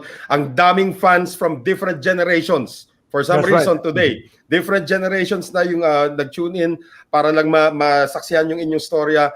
And again, thank you for your contributions dito. Yan, si Aldo Perez is also saying hello to you. So we've had the oldies, the young ones, and so many in between. But this is the end of episode 84 as we know it dito po sa An Eternity of Basketball. Maroon, and of course, the Maroons are here, and we'd like to thank our friends, of course, from Cuts for our uniform as well.